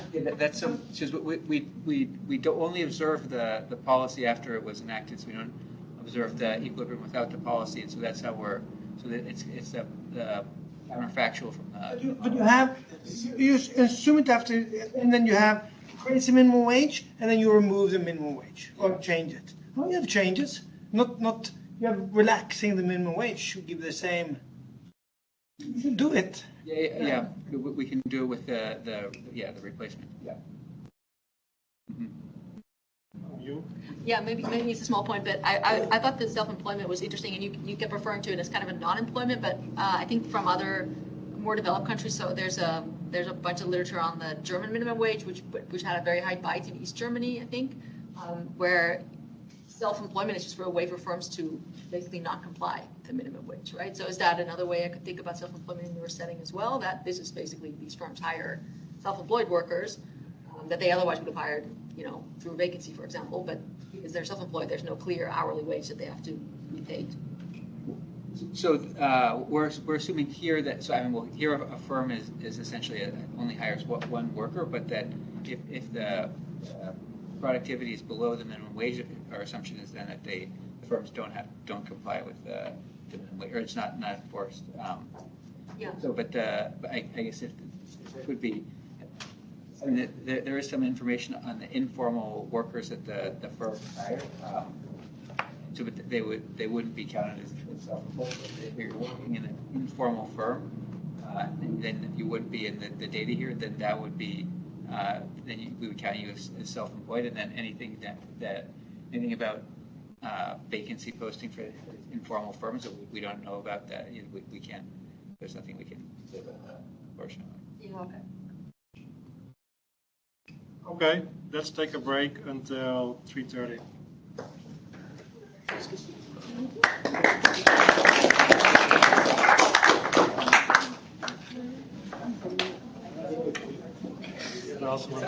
Yeah, right. Well, there's other. We have a plan version. 5 minutes is fine. Okay, let's get started again. So now we continue, I guess, to see more work on labor. So the first presentation will be by Georgios and Angelis from Glasgow, and it will be on So thank you very much to the organizers for including the paper in this wonderful program. I'm very glad to be presenting this here. This is joint work with Moreira. And so as the paper suggests, I mean, this paper is all about the matching function. Okay, so kind of oftentimes or very frequently in search models, we take the matching function as given and look at things happening around. Here we kind of switch our attention. Okay, we don't care about anything around it, and we really focus. Our object of interest is the matching function. Okay, just to make sure everyone's on the same page. The matching function. Okay, all the terminology will be about the labor market, the most common context. Okay, suppose there are two sides in the market: the unemployed looking for jobs and the vacancies, the available jobs. And the matching function is this. Will tell us how many applicants manage to find a job, to meet with a job. Okay, a common specification is the CES functional form, which will come back to later on. Okay, but this is very much a black box. Okay, we don't know what goes on behind it. Okay, and what we're thinking, what we're hand waving, what the literature is thinking is going on behind it is some complicated process of basically applicants applying to different positions. Okay, and these links, these applications can correspond to anything. An applicant may have a friend working on some company, so they know of a vacancy there and they apply there, or they have the relevant skills or geographic locations where they are looking for. Okay, but all this is implicit behind the black box. So this is basically where this paper comes in. We will use tools from network theory to explicitly handle this collection of links between applicants and vacancies. Okay. And specifically, in a nutshell, what we will be doing, basically we will study how the structure of frictions, how the structure or how the properties of this underlying network of connections between applicants and firms and vacancies maps into, okay, or determines the properties of the matching function. If the structure, the properties of the underlying network change, this will translate in change in the matching function. Okay, so this is the type of exercises we'll be doing. And we claim we are making two main contributions. Okay, the first one is we kind of, in a single framework, okay, we kind of nest as exact special cases multiple functional forms in the literature, okay, and seemingly disparate forms, okay. These include the Earn-Ball matching function, the mean matching function of Ricardo Lagos, matching process used by Scheimer and Mortensen, okay, and the CES functional form, which I'll come back to later on. Okay, so this is one type of results we will have, and we will see today. And the second one is we have a theory, okay, of match efficacy, the TFP analog in the matching function, which in the reduced form matching function is an exogenous thing. Okay, we will have comparative static results that say that make predictions how this term changes, how well the matching process works. Okay. And our key message, which will become a bit clearer, is that inequality or dispersion in search intensities, okay, will be key in our results. Okay, this is the key determinant, and we will see variants of this result. Okay, so this is basically a theory paper. I'll be walking you through some notation here. Let's say there is a two-sided market, or say a set of applicants which will be indexing by I, okay, from 1 to U, okay, and a set of vacancies indexed by J going from 1 to V or vacancies. Okay? And the key object, the primitive of our setup, is a random network, okay, of application probabilities. So for most of the presentation, the specification we use is that the probability of any link between an applicant I and the vacancy J be formed, okay, this is applicant specific, PI, okay, and we can think of this as a measure of applicant search intensity, how intensively applicant I searches for a job. Okay, this is between 0 and 1, obviously, and on the other side, we have offers, okay? And the way we think about this is that conditional on a link, we take a link to be an application, conditional on applying for a job, there is a vacancy-specific random draw of how good the applicant vacancy match is, okay? And this is drawn from the same distribution for all applicants in that vacancy, okay? Which translates basically the probability, and then the vacancy is offered to the best fit, okay, to the vacancy. This translates to the probability to receive an offer for this vacancy is the uniform, 1 over the number of applications made to this vacancy. Okay, the setup I've described basically specifies one-sided search heterogeneity, so each applicant can have their own probability of linking, how intensively they search for jobs, while for vacancies, all vacancies are ex ante identical. Okay, it just matters whether the applicants link to them or not. Okay. So should I think of this as a static thing, or once and for all? Absolutely. One shot. Yes, one shot. As we are thinking, the matching function is describing, but yeah, fully static setup here. So the network is characterized by the vector, the U, search intensities of the U applicants, okay? The probability that each of the U applicants links to any of the vacancies. Okay? This translates to well-defined objects, basically. So the number of links that an applicant has, okay, which I denote by DI, using terminology of networks, this is a random variable distributed as a binomial, okay, with probability of success Pi and V. The number of draws are V, okay? And the mean degree, the mean number of links an applicant I has is given by the mean of the binomial distribution. We have a well-defined random variable on the vacancy side as well. The number of links a vacancy will have is also a random variable, which follows a lesser known distribution, but it's the Poisson binomial distribution. This is basically a generalization of the binomial distribution, where each of the trials has a different probability of success. And also, the other object it's also well defined. In case people have worked with these models, this is a tricky object, and here is well defined as well. The number of competitors you face at each vacancy is also a well-defined random variable. Okay, and these also are follow another Poisson binomial distribution with probability of the vector of all other applicant search intensities is the characteristic object of this distribution. The outcome of interest, okay, of this setup, so this is the complete setup. The outcome of interest for us is the job finding probability, whether I receive an offer, at least one offer or not. As long as I receive at least one offer, we say I have a meeting or I have a match. This is kind of the outcome of what the black box matching function would give us, okay? So what I will be denoting by Fi is the probability applicant I receives at least one offer, okay? And we're interested in this because this is the outcome of the matching function. Whether the applicant takes the offer or which offer they take, we don't concern ourselves with any of that.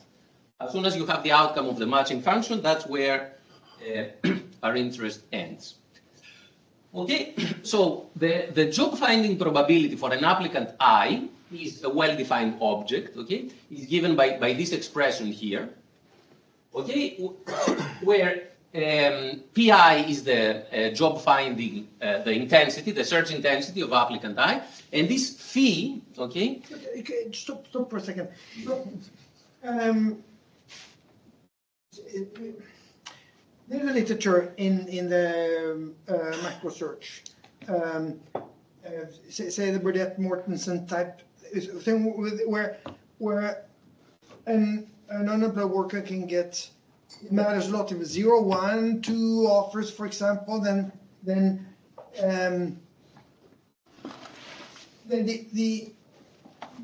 so for example for the firm trying to hire, or the seller can gamble on just one finding versus 2 finding, depending on what wage they set. So you haven't talked about how to interpret your search and matching function. Depends on what happens after. So do you have in mind that these firms, they are ex-ante identical, but they could offer different wages, like in the Burdett-Mortensen? Yes. So yeah, wages we don't even have here. We are not talking about this at all. So that's why. But if I go with high wages, then I get as a firm. Yes. I get employed somebody just only if the people who find me have only one offer.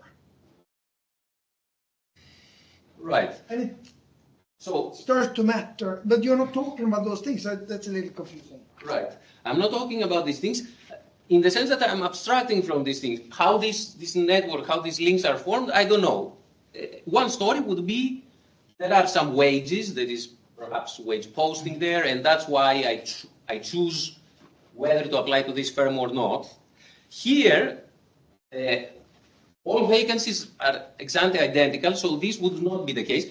Towards the end, we also have the case that you can have the heterogeneity on the vacancy side. So there it would be some story, again I'll be talking, I won't have wages explicitly, but the story would be, oh, this firm is receiving a lot of applications because they have a high wage, for example.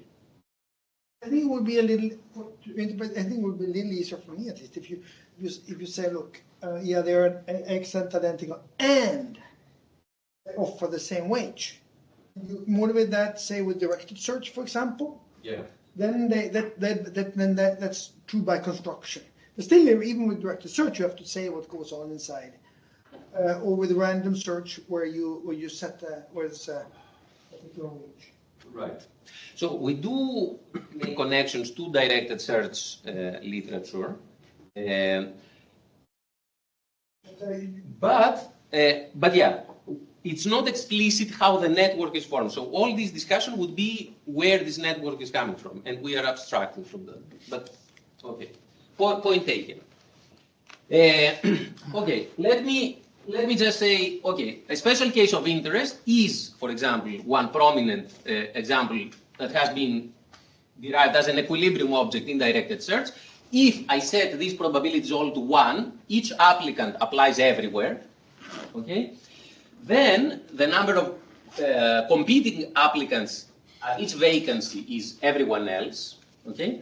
The probability I receive an offer is 1 over u, and basically if I plug everything in, I have the Earn-Ball functional form, which has been used early on in the literature. It's one of the earliest micro-foundations of the matching function, and has been derived also as an equilibrium object in directed search.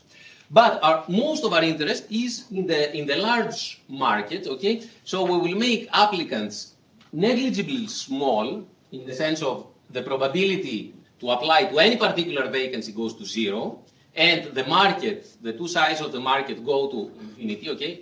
The limit taken appropriately without going in direction, in specifics here.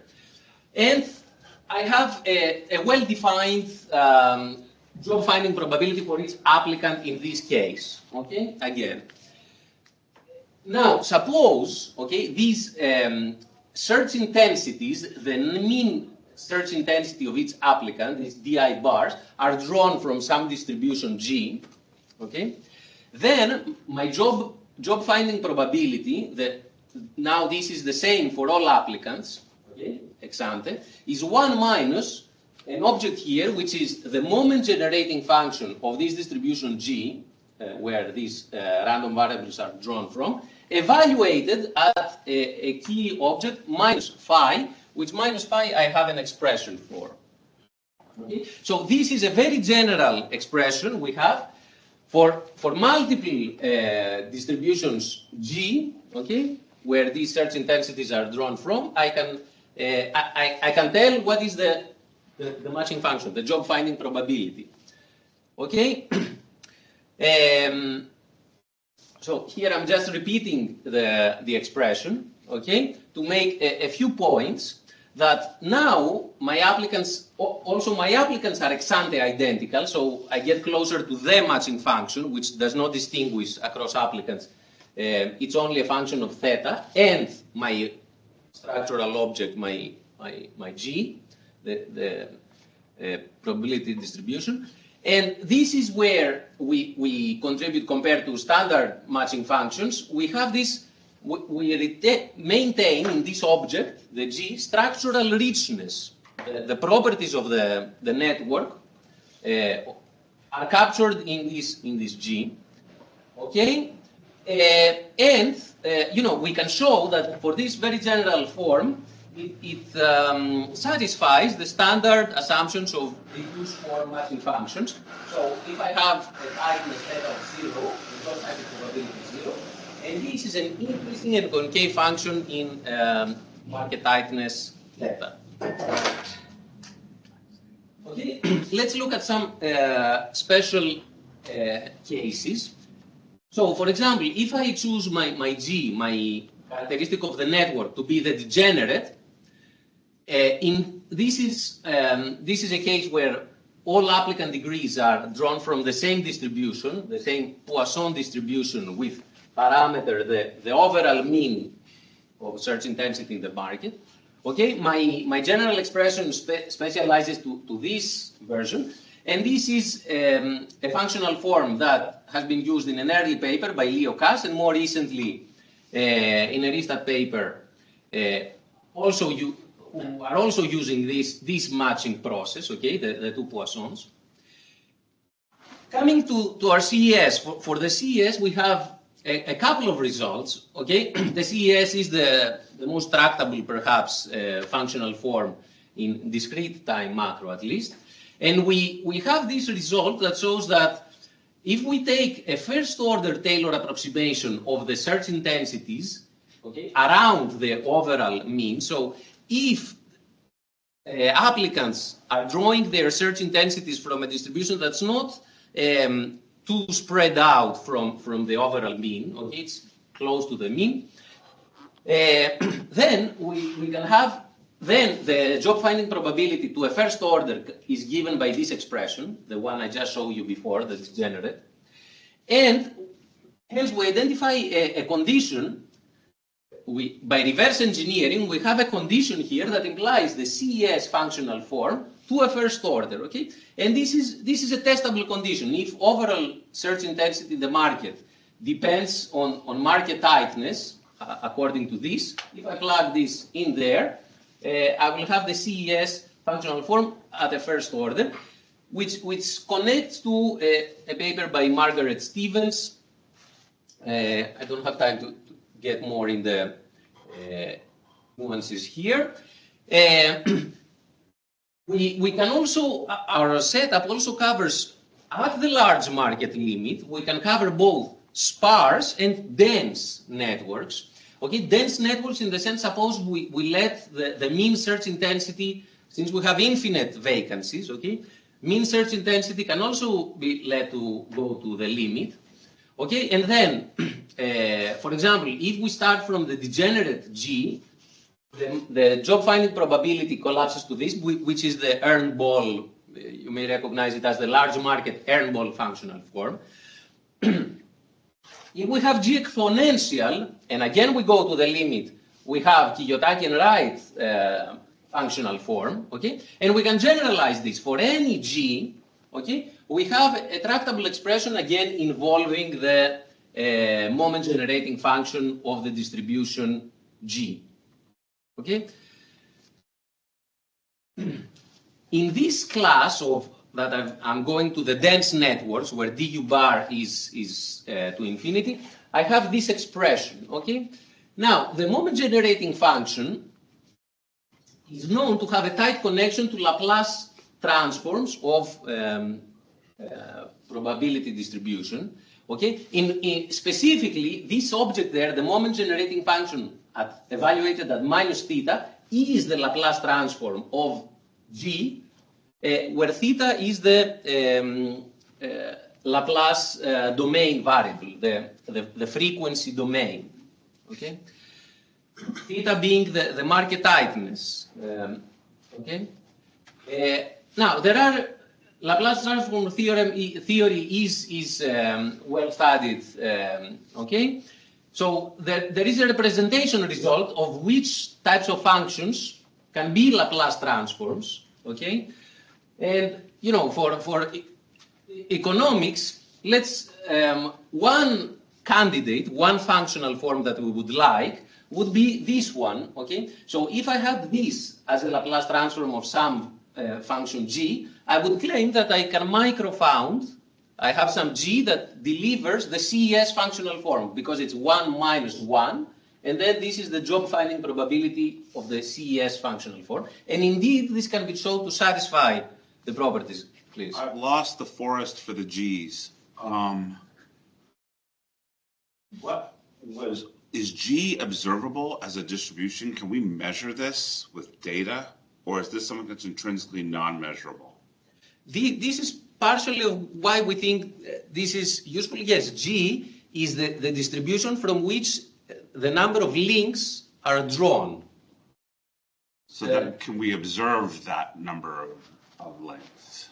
Application data, yes. From application data. Good. Okay. Thank you. So it's got to be a discrete distribution. Yes.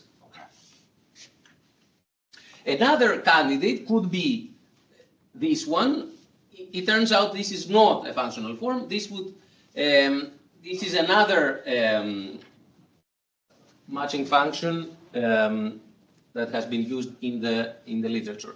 But we also get a kind of converse to our theorem here of which types of functions can be microfounded here, okay? So it is functions that satisfy the usual reduced form matching function properties if f of 0 is 0, it's increasing in a concave in theta, and also it satisfies a condition about all its higher order derivatives. If these are of alternating sign, then it can be microfounded. We can have a G that microfounds it.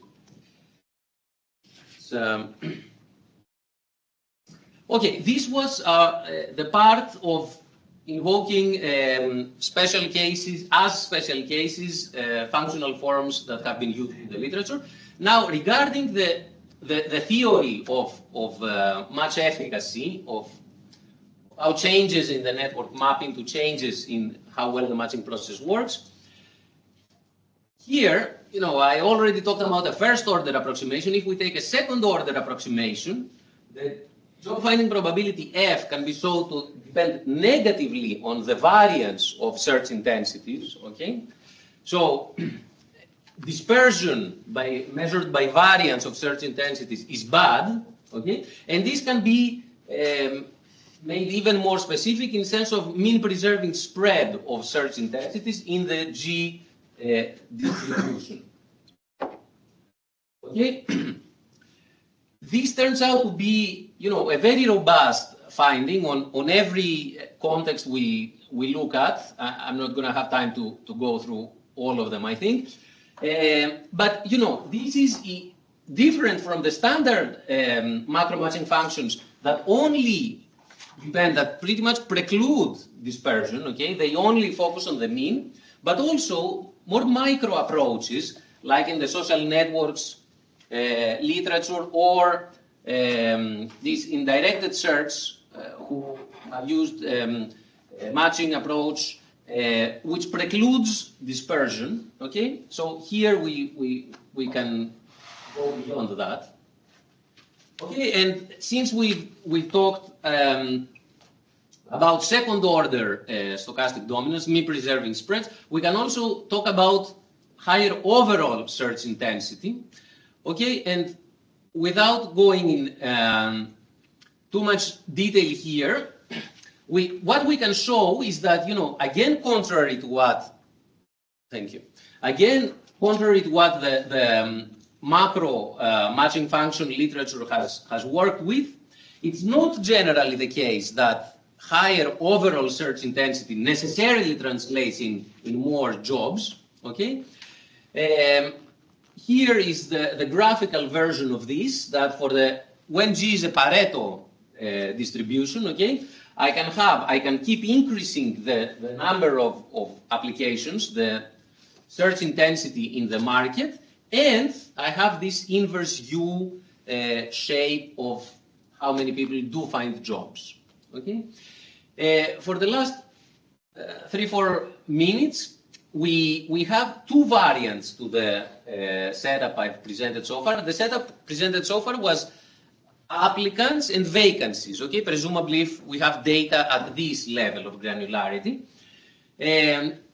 Here we will aggregate vacancies to locations, okay? So some locations now, some vacancies are aggregated to a location, okay? And I'm talking now about J indexing locations. Each location has more than one VJ vacancies. Okay?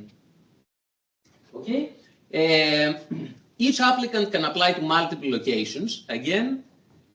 Okay, and what we assume, okay, is that there's no coordination friction within location. So it's never the case that two vacancies in the same location are offered to the same applicant. We reduce. Why? Because location, one interpretation of location could be firm, a firm that posts multiple vacancies. Okay. So that's it. As a side comment, whatever I will talk about here, going a bit fast, has a special case, what I talked about before, because if I set the number of vacancies at each location to 1, I'm back to what I was talking about before. Okay, and here, again, I have some compact expression for my job finding probability. And we can have a special case, another functional form that Ricardo Lagos gave us, the mean, okay, the frictionless matching function. Okay, this is again a special case of this small market version. Okay, again, we mostly want to study the large market. Okay, the matching function is a macro object. We think that search intensities, again, are drawn from some intensity distribution G. And the vacancies are also drawn from some other distribution, H. We have an analogous compact expression involving the moment generating function of D bar. As special cases of this, for a particular G and a particular H, we have the matching processes that Scheimer and Mortensen work with. And again, we have versions of our inequality. Dispersion is bad for matching theme. Okay, in this context as well. For the last part, let me also come to the last case that we can also study heterogeneity in search intensities on the vacancy side. Okay, so we switch and we say that the probability of any link now is vacancy specific. Okay, because a vacancy has high job advertising, has good job advertising campaigns, or they offer better wages or whatever. Okay. Similar analysis, and again we have a vacancy filling probability function, okay, Q, which again is a function of a moment generating function of the search intensities. Okay, and to conclude, okay, we have this setup then, where we say we are unifying multiple cases in the literature involving both small and large markets, sparse and dense networks. We can nest them in this framework. We propose a theory of match efficacy. The main theme is that dispersion or inequality in search intensities is unambiguously bad. Higher overall search intensity is generally good, but we need to be careful. Okay? And, you know, if we want to use the CES functional form, this, through the framework, we claim that this can be thought as, you know, it's correct up to first order. You can abstract from the G's and everything, keep using CES, and this would be sufficiently good from a micro-founded perspective up to first order. So for practical purposes, it could be good, provided a scaling condition, this expression with logs that I showed, holds, and this is up for testing. We claim that there should be good data on search intensity and market tightness, of course, and, you know, if this condition holds, this would be a reason to say, okay, the CES is sufficiently good to use. Okay.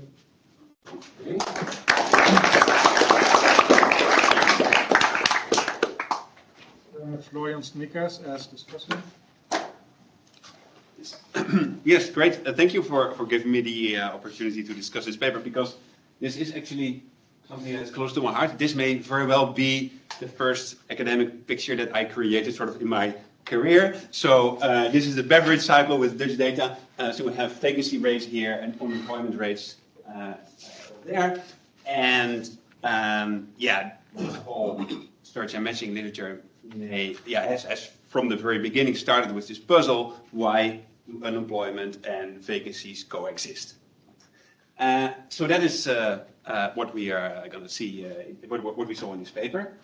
And the core question then: what micro-level search frictions generate this aggregate matching function that brings these unemployment and vacancies together? So what is nice about this paper, of course, is that it's a unifying framework for a whole range of matching functions, as we have seen. So it introduces a network-based model between applicants and vacancies, and it takes as a primitive object this random bipartite network. So that means that we have that it's static, as it has been remarked before, and that sort of it is one sort of intermediate step into this process of matching. We see that many well-known matching technologies emerge as special cases. Parallel matching is very familiar one. Of course, CES matching is very important. For gamma is 1, we have sort of the telephone matching function from Kentucky right, and many others. Second contribution that we've seen is that dispersion has first-order effects on match efficacy. And this particular network very naturally introduces these heterogeneity in search intensities. So I think that's a great advantage. And the main result is that dispersion reduces matching efficiency. It may even be the case if average search intensity goes up. So, as has been alluded to, much of the action sort of happens before the network has emerged. Right? So we start from the network in this paper. There are existing linkages between applicants and vacancies, but how those came about, that we cannot say much about. Many of the frictions that we think of that underlie the matching function are still sort of before this paper. So the information frictions, geographic constraints, skill mismatch or skill complementarities that make some people apply to a particular job. So these are all reduced form determinants of the link probabilities. Of course, that leads to a very general and elegant theory, but it also sort of limits how we should think of, say, policies or welfare applications, or how we should think about comparative statistics, these kind of things. So one first point is that I think what this model does not allow for is at this stage that a meeting is not a match. So currently every link is potentially a suitable match. Every link has a uniform chance to be selected, and then that is okay. That match can be formed. So that I would think that sort of limits the amount of congestion that you impose in the network. While in reality, people may also apply that are sort of no suitable matches, they would never get the offer. And because it may take time to screen, they still congest the matching process. And I think it might be a feasible extension to have some fraction of links that are just there to congest and would rather never end up in a match. And I would be very curious to see what comes out in terms of matching function properties. And we know in many random search settings that we can deal with this issue sort of separate from the matching function, right? So first we have a match, then we have a probability that we met the right type of agent. But I would be very curious to see what happens if you put this inside the matching function, which I think you can do. Then, given that this is a static model, not all buyers and sellers are going to be present at the same. We cannot deal with the problem that not all buyers and sellers are present at the same time, which is a common thing in the real world, right? So historically, one of the central motivations for search theory was sort of this sequential search in which job offers arrive over time, and you have the possibility to defer an offer because something better may come around. And that is also absent, of course, from the static framework. You choose as a vacancy, you have a number of links, you choose one, but you will never say, oh, I'm going to wait because next year the network will be slightly different and I might have a better match, these kind of things. So that's, again, sort of, there are the possibilities that links may not lead to matches.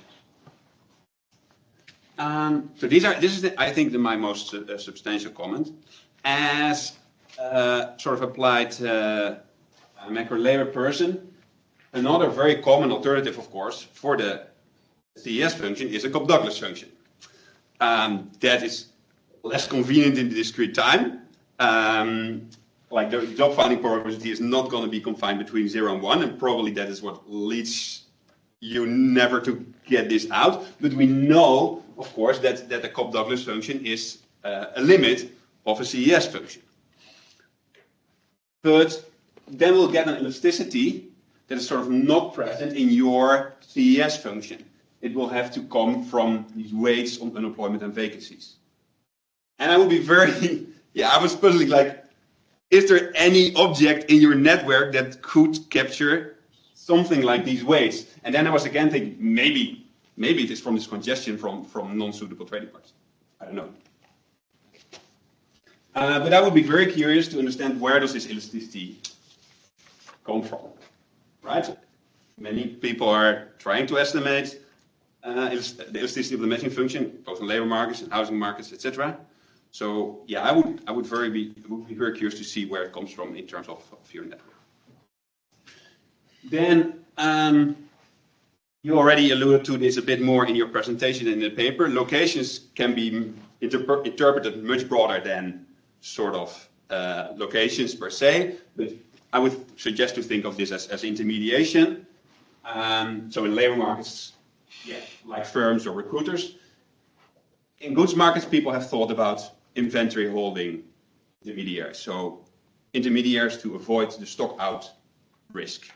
And there's actually a paper by Makoto Watanabe who developed sort of a gamma matching function based on a very similar primitive as you do. So I would suggest you to have a look there. Final thing, I was wondering, is there something special about the Gini index, or would it make sense to look at the tile index? Maybe allows you to drive a slightly more general result. Given that there were some numerical results in this regard. So to conclude, it provides a very general, very elegant framework. This paper successfully unites the whole range of matching functions, as you've seen. As applied economist, I particularly like to understand the role of search intensity dispersion and the efficiency of the matching function. But I'm also looking for sort of the real world implications in terms of these underlying frictions that precede the network formation, congestion from non-suitable trading partners. And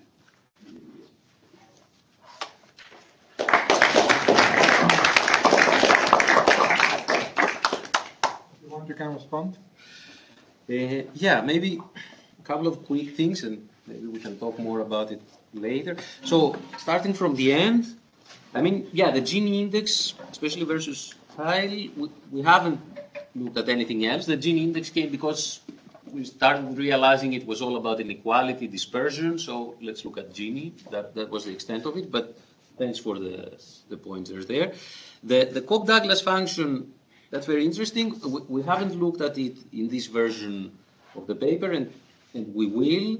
Regarding where the weights are coming from, I think it would be some moment of the G function would be pinning them down, but it's an excellent suggestion. I think we'll work on that. Regarding the dynamic aspect of it, I believe we discussed it a bit in the paper. So from the vacancy side, from the firm side, indeed, it's never the case that the firm will always make an offer, so it never waits. So this is a modeling choice. The applicant, in principle, they could not choose any, completely abstract from that. So, but I agree this is entering the realm of things we abstract from, which is also connecting to your point about, action taking place before the network is formed. I think this is all, very much where this network is coming from. And I think the point we're trying to push, I don't know if it's convincing or not, is that, what matters in the end of the day is not, it can be different stories, and at different markets there can be different stories, the specifics can change, but in the end of the day what matters is the network. So that's, that's why we kind of like being agnostic. And the irrelevant applications thing, I agree. I think this is not hard to include. We've never done it, like with a constant probability, everyone being an irrelevant. We could try to incorporate that. I guess it's a bit of interpretation also. It could be that the PIs are already useful probabilities. So, Yeah, but then there's no congestion, right? It's people that the firm will consider hiring, kind of, that the...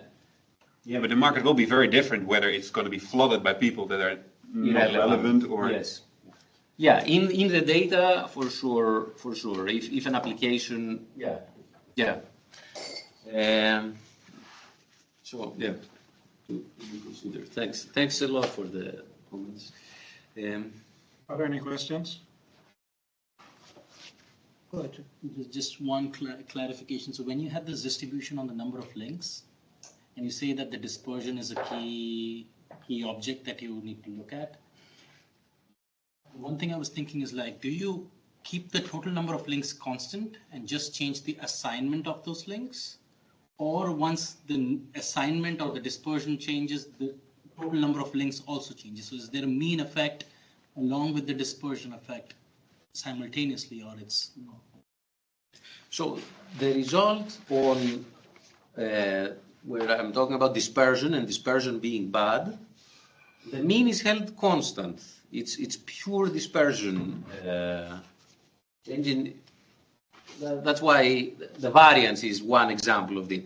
The mean stays the same, but the variance of the distribution, whether changes. So the mean stays the same. It's pure dispersion.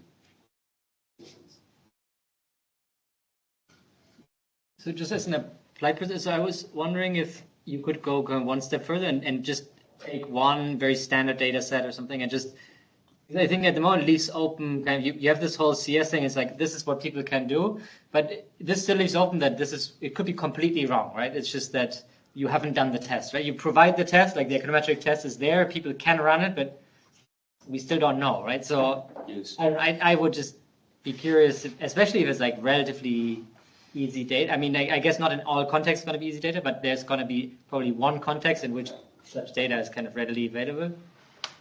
Because if it's not, then anyways, it's not a good test, right? So I guess it's, I don't know, like it's just because you come from like the theory side and that you were kind of hesitant to do this, or is there a bigger reason of why you want to keep this out? Kind of a bit of all of the above, but I mean, we have been thinking of whether, and at some level, it will strengthen the paper of doing some empirical exercise. I agree with that. It turned out that we felt we had quite a bit of theoretical results in the end to also add an empirical exercise. It's also, whether there is perfectly good data sets to do the test, I'm not entirely sure right now, but there are, I know of data sets with applications, at least on one side of the market, so perhaps it's something worth looking more into. We were thinking more that this would be a more fledged out follow-up empirical paper to... Which you want to do, yeah. Yeah, okay. Well, then, okay.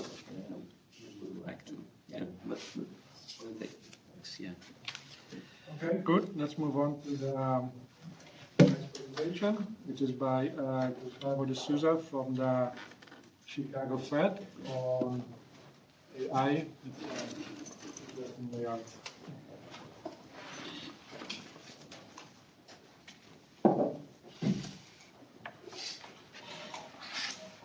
All right. So thanks a lot for having me here. It's a pleasure to be back. So this paper, as the title suggests, is about trying to understand the effect of AI on the labor market. So recently there has been a lot of interest on AI, and that's because we saw what ChatGPT and generative AI can do, and everybody started wondering how that's going to affect the labor market. But one very important thing is that generative AI is sort of the last step in AI development that has a very, very long road. So AI as a field of computer science dates back to the 70s. And there has been several applications that have been hitting the market over the past few years. And what I want to do in this paper is to understand the labor market effect of not only generative AI, but all this technological progress that has happened in AI software over the past few years. And one very nice way to understand what is AI, or what AI does, is from this paper by Agrawal and co-authors, in which they define AI as a software that uses large amount of data to make real-time predictions. And this paper is about trying to understand how this kind of software affects the labor market. And as you can probably guess, the challenge here is in measuring what software uses AI and how are the many applications that AI has been deployed in the actual market and by firms. And what I'm going to do here is I'm going to use an administrative data set that covers a very large or representative share of AI software developed in Brazil. And the nice thing about this data set is that it covers a very representative range of AI applications that includes generative AI that we are used to, but also what people in the literature call predictive AI, which are AI applications that came before 2022. They're also called machine learning or big data. And one of the things that come out of this data set I think is very striking to me, there are two important facts. So the first one is that around 2012, you can observe in the data a large increase in the amount of AI software being developed in Brazil. So people that study like AI history, they call that the AI boom of the 2010s, that come after some breakthroughs in AI software development. And a second fact that I think is very interesting is that I'm going to show that AI is not only used in management applications, like HR or accounting, but also is very often used in production, like manufacturing or agriculture. And that is very important to understand the labor market effects of AI. So what I'm going to show you in a while is that AI affects workers in different parts of the company differently.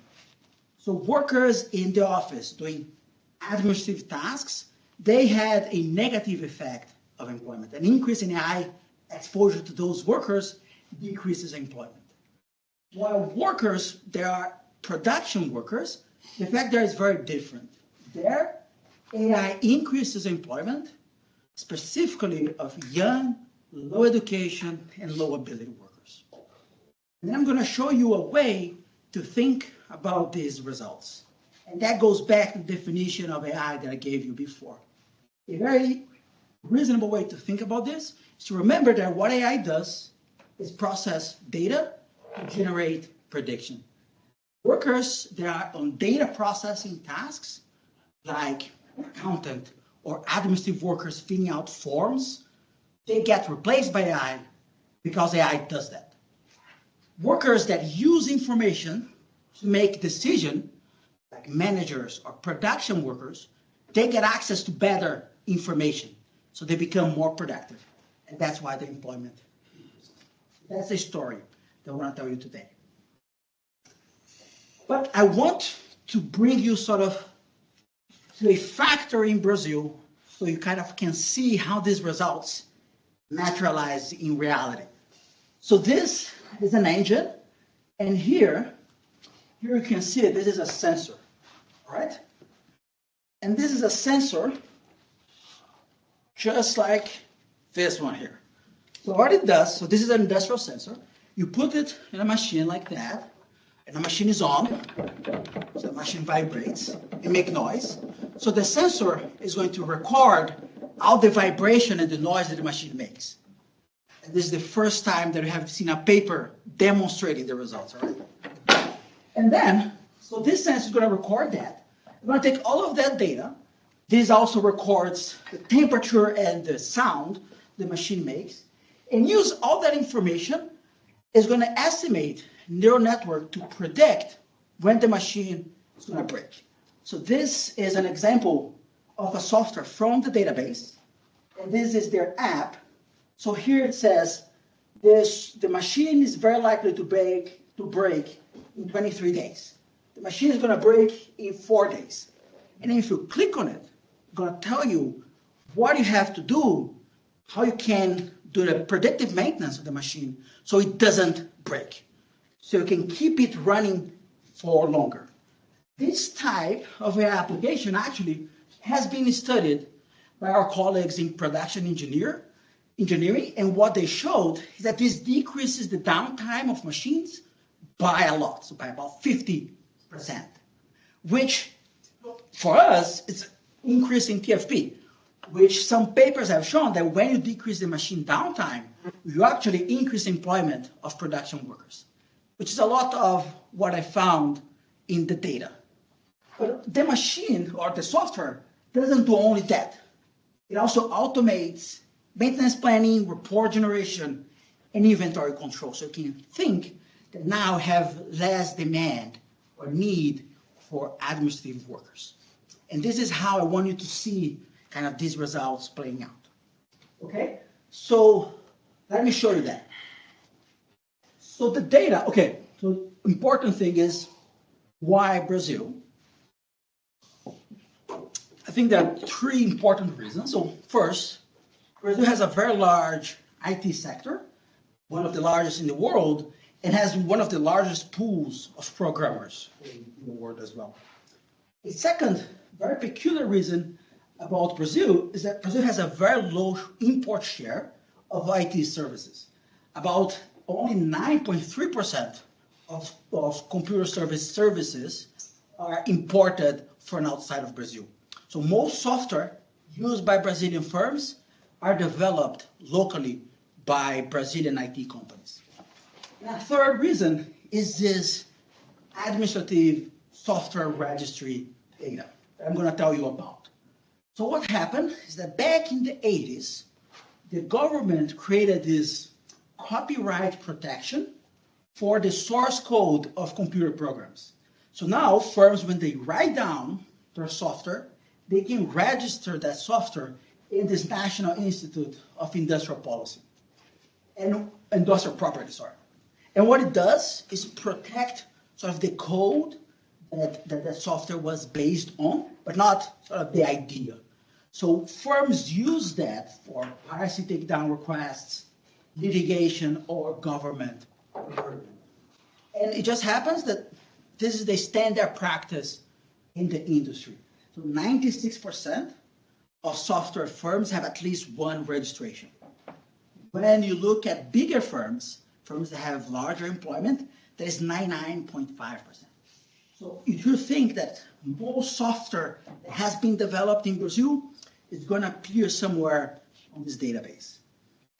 And when firms make these registrations, they get a certificate, just like this one. And here describing the software that I gave to you as an example at the beginning. So it has the title of the software. So that software is called iMachine AI Online Predictive Maintenance System for Electric Machines using Machine Learning Techniques.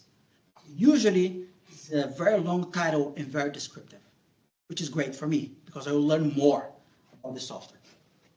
It also has this field, which is called application domain. So that is the areas within the company that software is intended to be used. The example that I gave you before is factory planning, measurement, information management in manufacturing technology.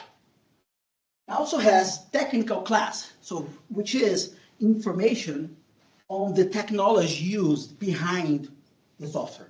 So for instance, one of the technical classes of the software is artificial intelligence. So this is how I know that this software uses AI technology. And a final important thing is that we have this examiner that is responsible to make sure that this information is true and that the firm is not bullshitting the government. So what I'm going to do, I'm going to go to this registry and I'm going to get information from all these registrations that have been created from 2003 to 2024.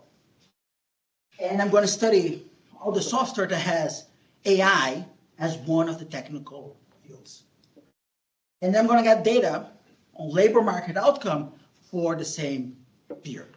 All right?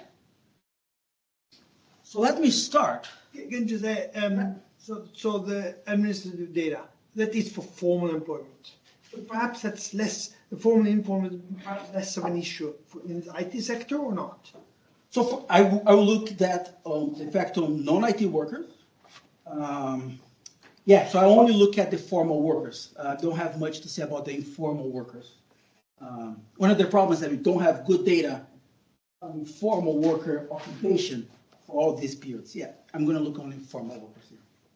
But perhaps you're looking mostly at manufacturing or across all industries? Or across all industries.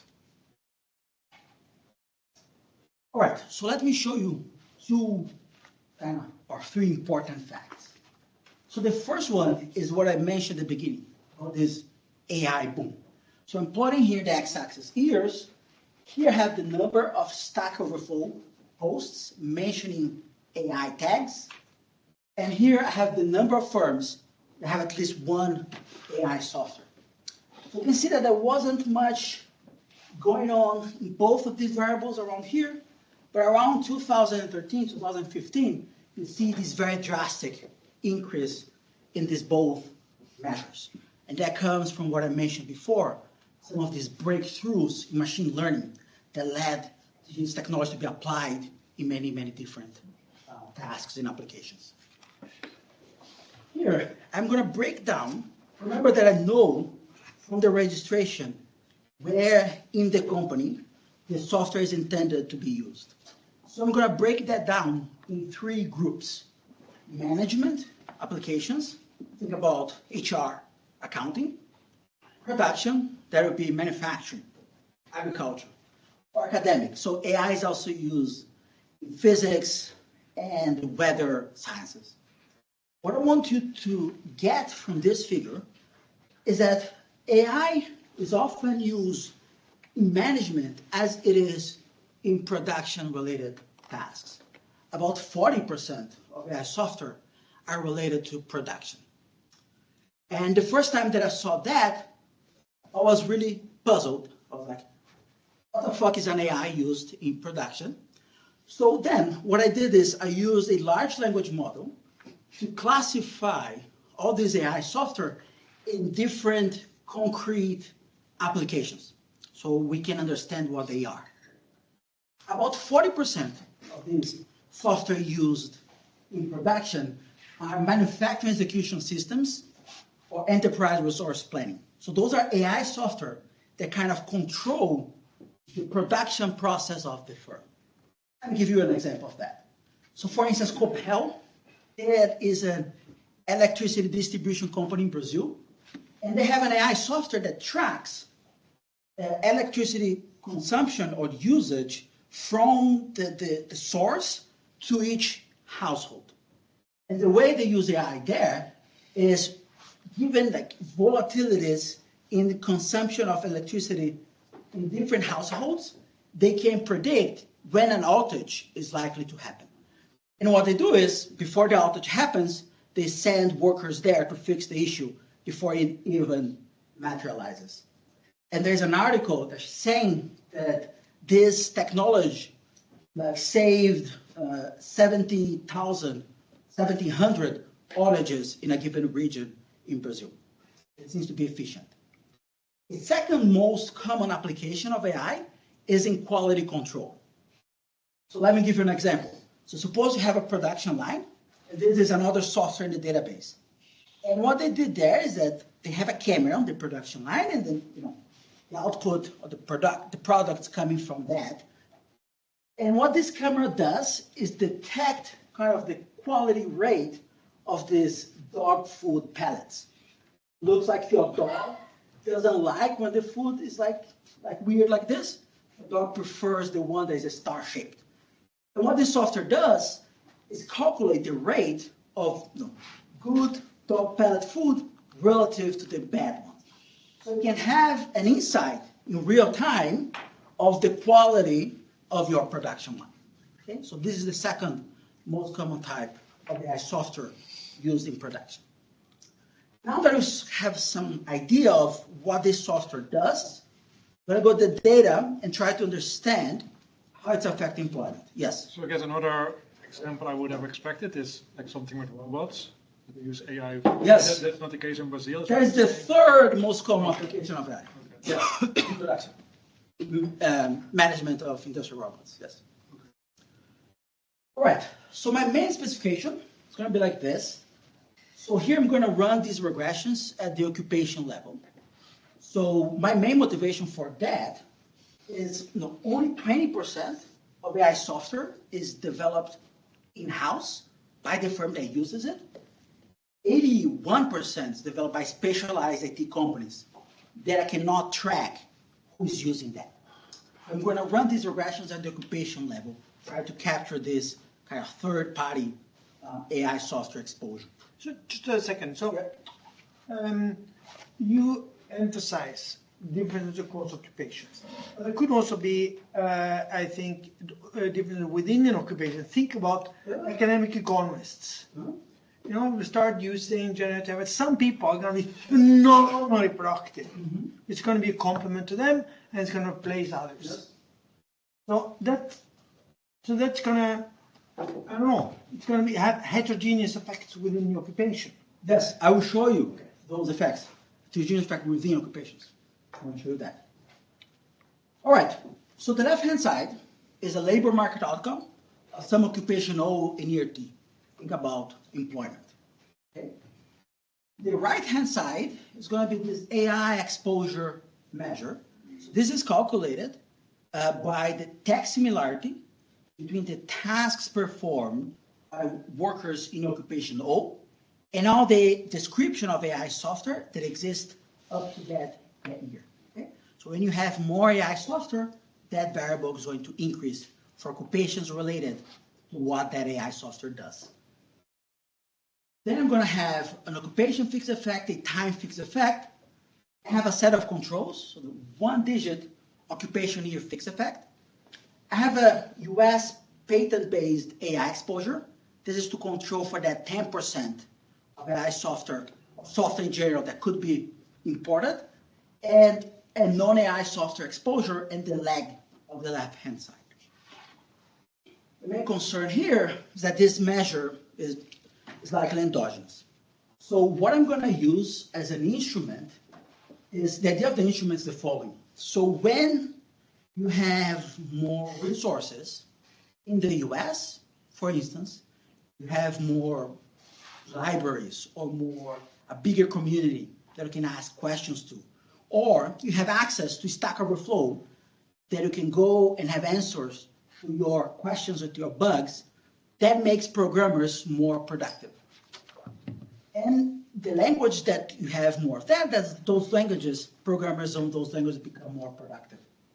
However, that's not going to affect all types of software the same, because usually programming languages are specialized.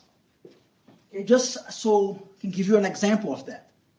Who here knows what is COBOL? All right, exactly. I was going to make that joke. Yeah, so you revealed your age. Because COBOL is a very old programming language, like the second created actually. And the thing is, COBOL is dominant in sort of the banking or financial system. It's still used to this day. So if you want to write an AI software for the banking system, you need to hire someone that knows COBOL. The thing is, the community is minuscule. You cannot find any post in Stack Overflow about COBOL. So it's relatively costly to develop AI software for the banking system. So banking workers, for instance, they're going to be relatively less exposed to AI. Workers R, for instance, has a very different history. It's a very young programming language, and Bund has a huge community, lots of resources, a lot of courses online, and R is mostly used for like data analysis. So workers like archivists that are more exposed to report generation, they're going to be relatively more exposed to AI because R became more popular. That's kind of the spirit of the instrument. So let me show you in practice how it looks.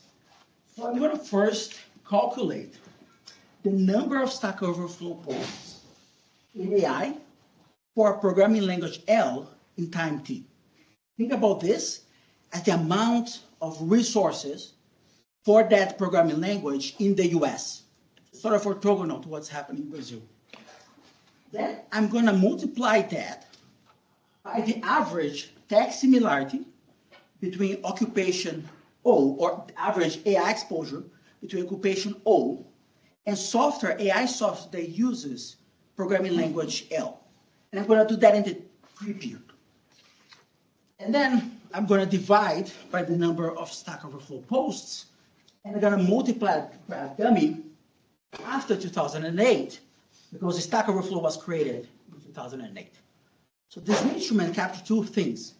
First, the fact that Stack Overflow itself could affect the productivity of programmers, which some papers have shown to be the case. And the second is that the number of Stack Overflow posts make it easier for programmers in Brazil to develop AI software. All right.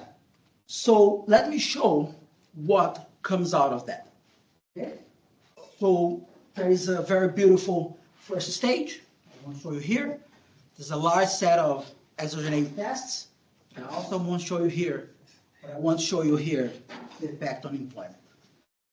So here, what I have here is the effect of AI exposure using that instrument. Okay? So this is the second stage, the effect of that on employment. And each column here has a different set of controls. Here I'm not using anything. This is one digit. So this is one digit occupation, sector year fixed effect. This is 2 digits. This is 2 digits with sector fixed effect. And what I want you to notice is that for all these specifications, an increase in AI exposure leads to an increase in employment. The second column, here's my favorite specification, the baseline. There, if AI exposure increases by 1 standard deviation, employment increases by about 3%. And then, so this is an impulse response function. So what I'm doing here is I'm running different regressions, and I'm changing the left-hand side. Okay? And I'm plotting the beta j here. So at 0 is what I showed you before. Here is -2, -3, and going to the right, that's going to be the forwards. What I want you to see here is a very nice parallel trends, all right? And then when the AI software comes out, you can see a small increase in employment that keep going up over time, which is consistent with the AI software hitting the market, price adjusting, and then that spreading out to more and more consumers. So now I want to see how that affects the composition of workers. That speaks to what we mentioned before. Within occupations, workers could be responding differently. So on the first column, have the effect of AI on age. I want the second column, the effect of AI on years of education, and on the third column, on years of experience, how long that worker is on that company. What I want you to notice is that AI brings in younger workers, so age goes down. Less. How big that effect is? So it's 0.5%. What does it mean? Yeah, so we increase the exposure by 1 standard deviation. You decrease log age by, you decrease age by 0.4%. Is very small. So a percent, that's it. Mm-hmm. But the thing is, if the average age in the market is 40, so 0.5% of 40, that's yes. 1 or something. Yeah, is on average looks small, but what you have to see is the effect of different age groups. And then I have that on the paper. What happens is that for young workers, employment increases by a lot, and then for older workers, it's almost non-significant. So this is why I have this change in age. And the number there masks a lot of that, but the figure kind of can see that. And the same thing happens for years of education. What happens is the employment of less educated people is increasing by way more than more educated people. Sorry, so these results are for all workers, not separating between production workers and... All workers, it's an average effect. Okay. Because I know this, I'm not a big follower of the literature, but I heard that there are papers showing that for coders, for example, AI exposure kind of kills the entry-level workers, and the more experienced coders, they're the ones reaping the benefits. So the wage would be going up, age would be going up. Yes, perfect. This is sort of, these papers are sort of, this is an average effect. Yeah. I'm going to show you in a while that for administrative workers, what you just said is what's happening in average. Yeah. It's just you have different groups. Yes. What does the question imply about displaced workers? They just work somewhere else? Is that the idea? Yes. Shuffling of workers? Yeah, there are two things could be going on, right? They could become unemployed, or you could have just workers moving from occupations that are less exposed to occupations that are more exposed. Both things happening, not... You cannot tell from this? No, those are relative effects. All right, so then, because AI is bringing in these less productive workers in average, this is why I don't find any effect of AI on average wage. Just to be certain that this effect is driven by composition, or it is the following. For the matched period that I have on the data of highs, I ran a mean square regression with worker fixed effect set of characteristics, and then getting the residual of that. Then I'm going to take this individual fixed effect, and then I'm going to average that for each occupation on the left-hand side. So here, ability is just that average fixed effect. And the only reason it moves, it changes, is because it's changing the composition of workers. What this number says is that AI brings in workers that in average tend to have lower wages throughout their lifetime, so they are lower ability workers. When I look at the residual, the unexplained component of wages, the part that's not explained by characteristics of workers, this is where I see AI increasing wages. And because AI is bringing in this kind of low skilled workers, is where I see a decrease in inequality within occupations. Yes? Can you go back one slide? Yeah. So this is all instrumented with the IV? Yes. Can it be with age, like if there are trends in occupation, like in the usage? I show there is no trends. Most of these variables are right on the paper. It's no trends. So it could be trends, but it's not. It looks like the right regression to run. But what if you did just to separate out the stuff that comes from people coming in? What if you ran it on a balanced panel? Yeah, so I look at all the workers who were there. Yeah. And so only incumbents comes, so to speak. Yeah. So I could do that for this period here. I can do that for the whole period. Because this data goes up to 2024. I don't have the match data. Doesn't come to 2024.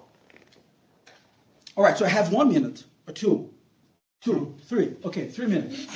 Okay, so now let me show you how this effect varies across occupation groups.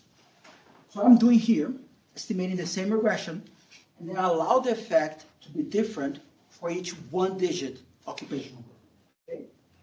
What I'm plotting here now are like occupations that related to production. So it's agriculture, construction, technicians, right? And what I want you to notice is all the effects on all these occupations is positive and significant. AI increases employment there. When I look at administrative workers, is where I see a large negative effect. So AI is decreasing employment of these workers. And then this is like professionals, this will be us or managers. That doesn't seem to be a lot going on among those workers. So now I want to sort of understand what are the tasks performed by these workers that correlate with an increase in employment from AI or a decrease in employment from AI. I'm going to run a regression like the ones before. I'm going to have here an extra term, which is the AI exposure, interacted with a dummy that takes the value of 1 if a worker performs a particular task J. And then I'm going to run that regression for each one of these different tasks. And then I'm going to plot here the effects that are the most negative. What I want you to notice is that none of these tasks seem related to data processing or entry data on some computer. Like data processing itself, data entry, drafting contracts, tax compliance, filling out forms. So those are workers that are processing data. Those are the ones in which employment increases. When I do the same exercise and I plot the ones in which the effect is most positive, there are three different groups of tasks. Workers that do decision-making, like project evaluation, operational decision-making. Those AI increase employment there.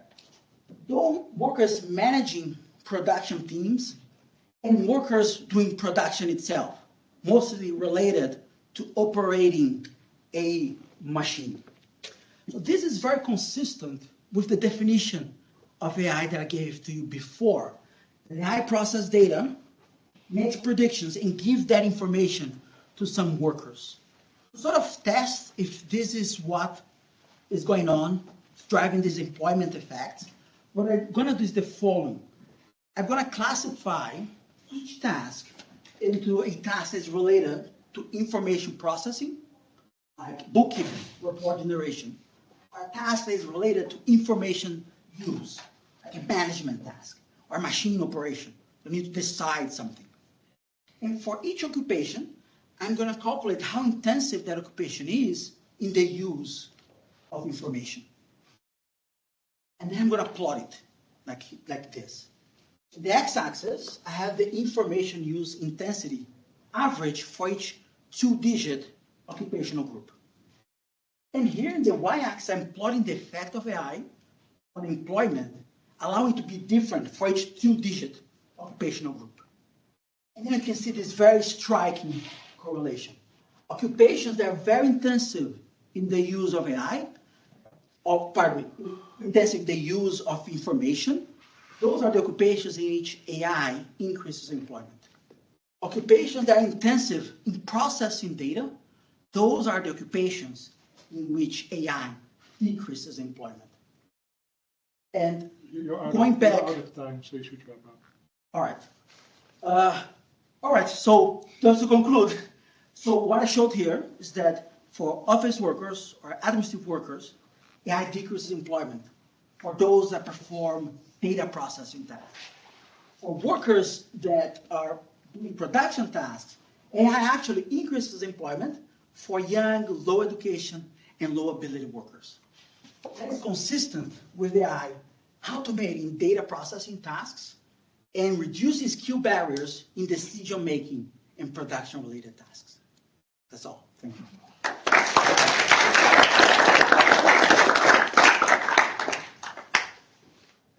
We have Salomons as the discussant. Great. Thanks a lot, Haas and Jonas and Jeff, for inviting me to discuss this really creative and insightful paper. Gustavo, I guess I was made aware of my age of being aware of COBOL, but then also your slide layout also reminds me of what State I used to look like 20 years ago. So I think Gustavo did an amazing job motivating this study, so I won't reiterate that. I was trying to sort of summarize the main takeaway of this study graphically with this AI-generated thing here, and I thought, AI, it sounds like from your paper, is like Dr. Jekyll in the factory and Mr. Hyde in the office, right? So very detrimental to office workers, but actually very beneficial to I'm studying that. You're very welcome. I'm sure your Gen AI can produce the exact same graph as mine. So what do I really like about the paper? Many things. Let me just highlight a couple things. So the first is, we have a ton of RCT evidence on AI's effects, mostly also Gen AI. We don't have so many more aggregate convincing estimates, and outside of the US and Europe, I think we have none. So I think it's great to have broader evidence, also from a more production-intensive economy, where you have some really interesting results, I think. These software registry data are really amazing, and I think also really methodologically an improvement over what is sort of one of the things that's typically done is looking at patents, but patents really aren't typically that specific about the labor market applications. And they also, usually predate what happens in the labor market by a lot. So it's much harder to identify and to know exactly how they're going to, what kind of jobs are going to affect. And people, have tried to study this, but I think this is a much more direct measure, and I really like it. I also thought your sort of task level mechanism evidence that you showed now towards the end of your talk was really compelling, really interesting, and really leverages this super detailed occupational information that you have in Brazil. So I thought that was great. And then also this story that has been emerging in the literature, sort of conceptually, and this is like a theory paper on that, saying that AI can lower entry barriers for some occupations and also for some tasks. And also there we have a ton of like RCT evidence showing that less experienced workers can program much better with AI and sort of reach the level of more experienced workers or perform customer service or do many of the other tasks. But that's all like very micro level studies. I think, empirically, this more aggregate level, I think it's a very interesting contribution. So I have 4 thoughts, and I try to accompany my thoughts with suggestions, and they're all free disposal, obviously. So being a labor economist, I feel like I'm both contractually and congenitally obliged to talk about your unification strategy, so let's get that out of the way first, and then I'll talk about the other stuff. So your AV is I think, super creative, and I really like it, but the interpretation of a supply shock really hinges on this idea that these Stack Overflow AI posts basically lower the costs for implementing these AI technologies. And you have some studies to support that.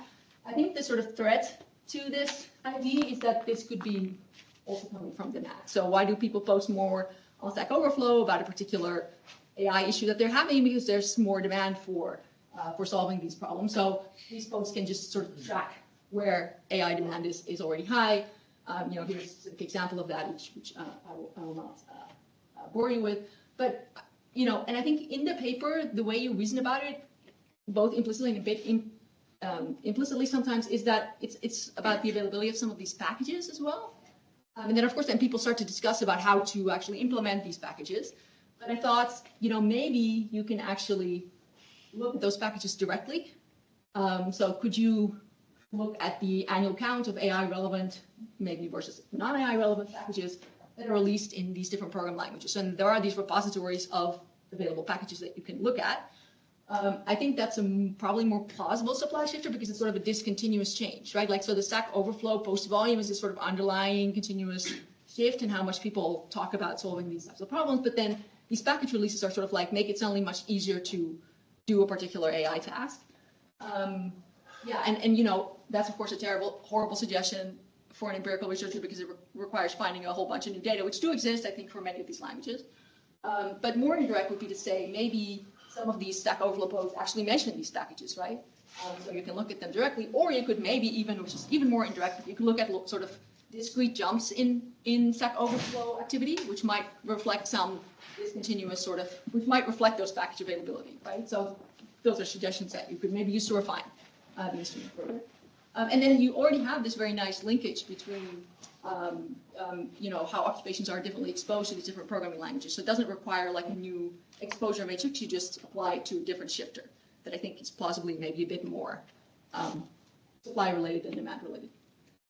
Another suggestion I had for unification is that you could do a more explicit placebo test.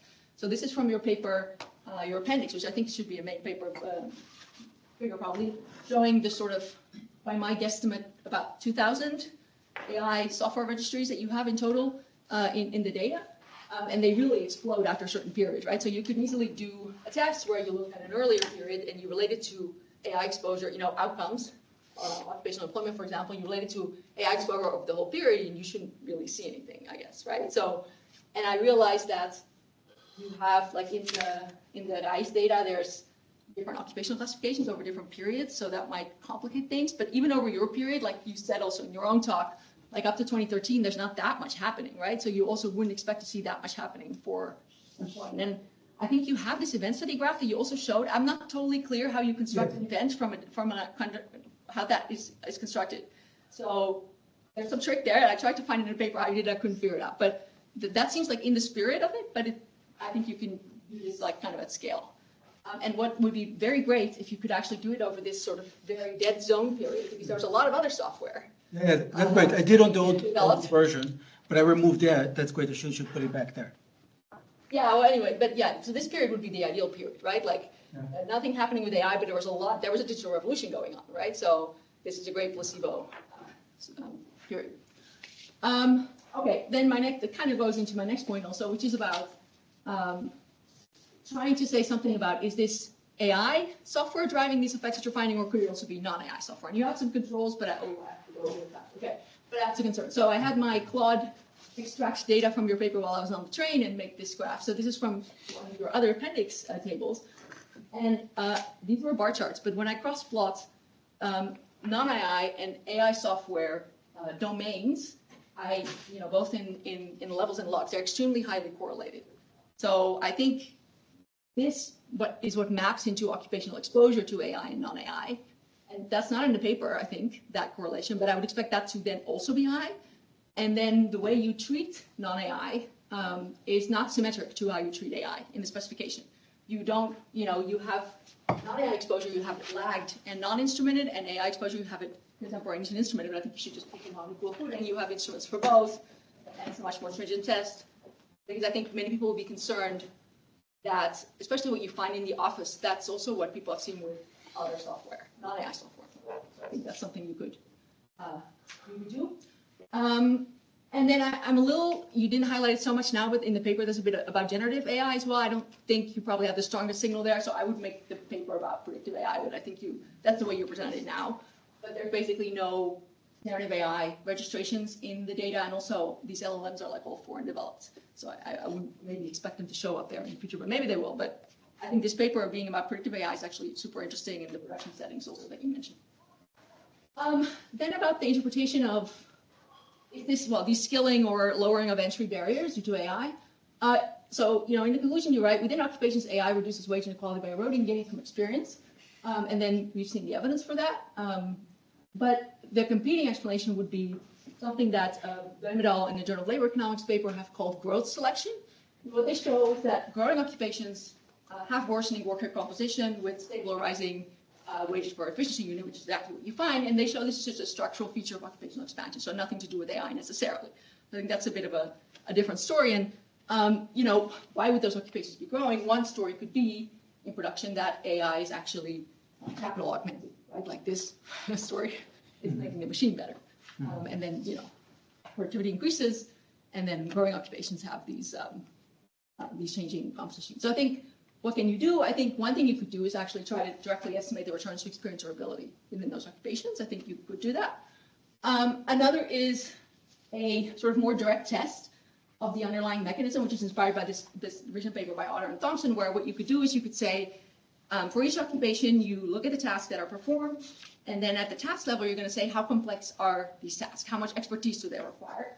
And does AI replace the most expert tasks for those workers or the more auxiliary, less expert tasks? So do the expertise from demands increase or decrease at the occupation level through AI exposure?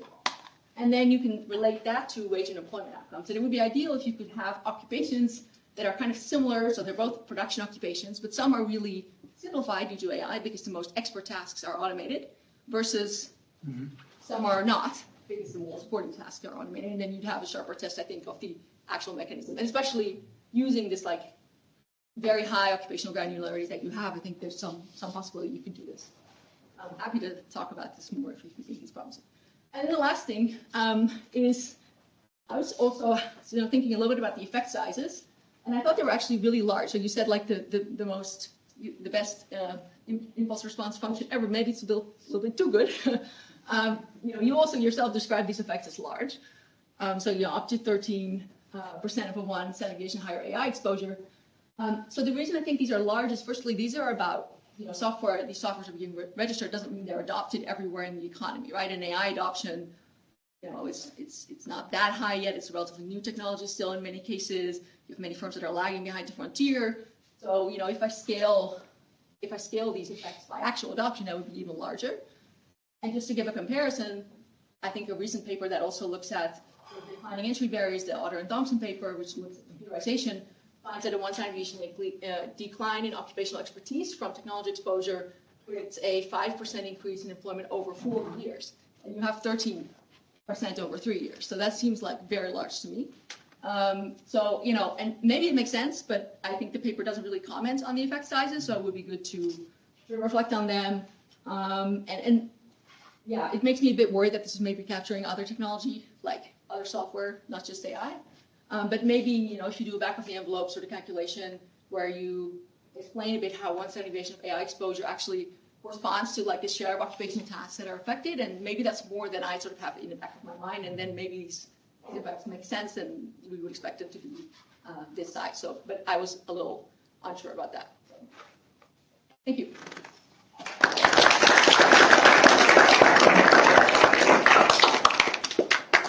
quickly comment?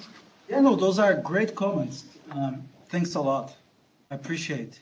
So on this last thing about the standard deviation, what happens is that one standard deviation is a very big number. The reason for that is because you start from almost no AI software to like a ton, and then there's a lot of variation. So I have thought a lot, okay, so how should I don't know, so that's why I think these numbers are so big, is because one standard deviation is just a lot. I would try to scale it in the cross-sectional occupational standard deviation, because that's how many of the other literature do it, right? So then you say, oh, so we're comparing an occupation like, janitors who are like, basically have no exposure to, secretaries or something, right? Like, so I think if you standardize in the cross-sectional part instead of also, because you use also the cumulative, it's also a bit different about your paper versus some of these others that only use ordinal variation across occupations and exposure, right? So that's I think what the other papers are using. So maybe that's a good explanation. But then I would just do the standardization differently. All right. Yeah. We have time for one question. Chetan. So when you talked about inequality, you looked at the effect, I think, of the 90-10. I think that's a wrong thing to do. So I think we think that somehow AI makes the best ones really a lot better. But that then also helps, as you emphasized, also helps the lower end. Well, that suggests that, there could be that the inequality is affected. But it would be much more informative to look at the 50-90 versus the 50-10. So with the story I told, the 50-10 should shrink a lot. So the lowest 10% should be a lot closer to the median. Okay. But the top ones, they should really pull away from the median. So it could be that their 90-10 masks that. But some interesting stuff that goes on. All right, I can look into that. I don't look into it in the bottom, only the bottom. Yeah. But I do find that wages, when you break down the effect of AI on wage decile, then you see that the top wages, they decline in average or grow less than the bottom wages. The bottom wages are the ones that are growing. Very good. Thank you. Right, thanks. And let's take a break.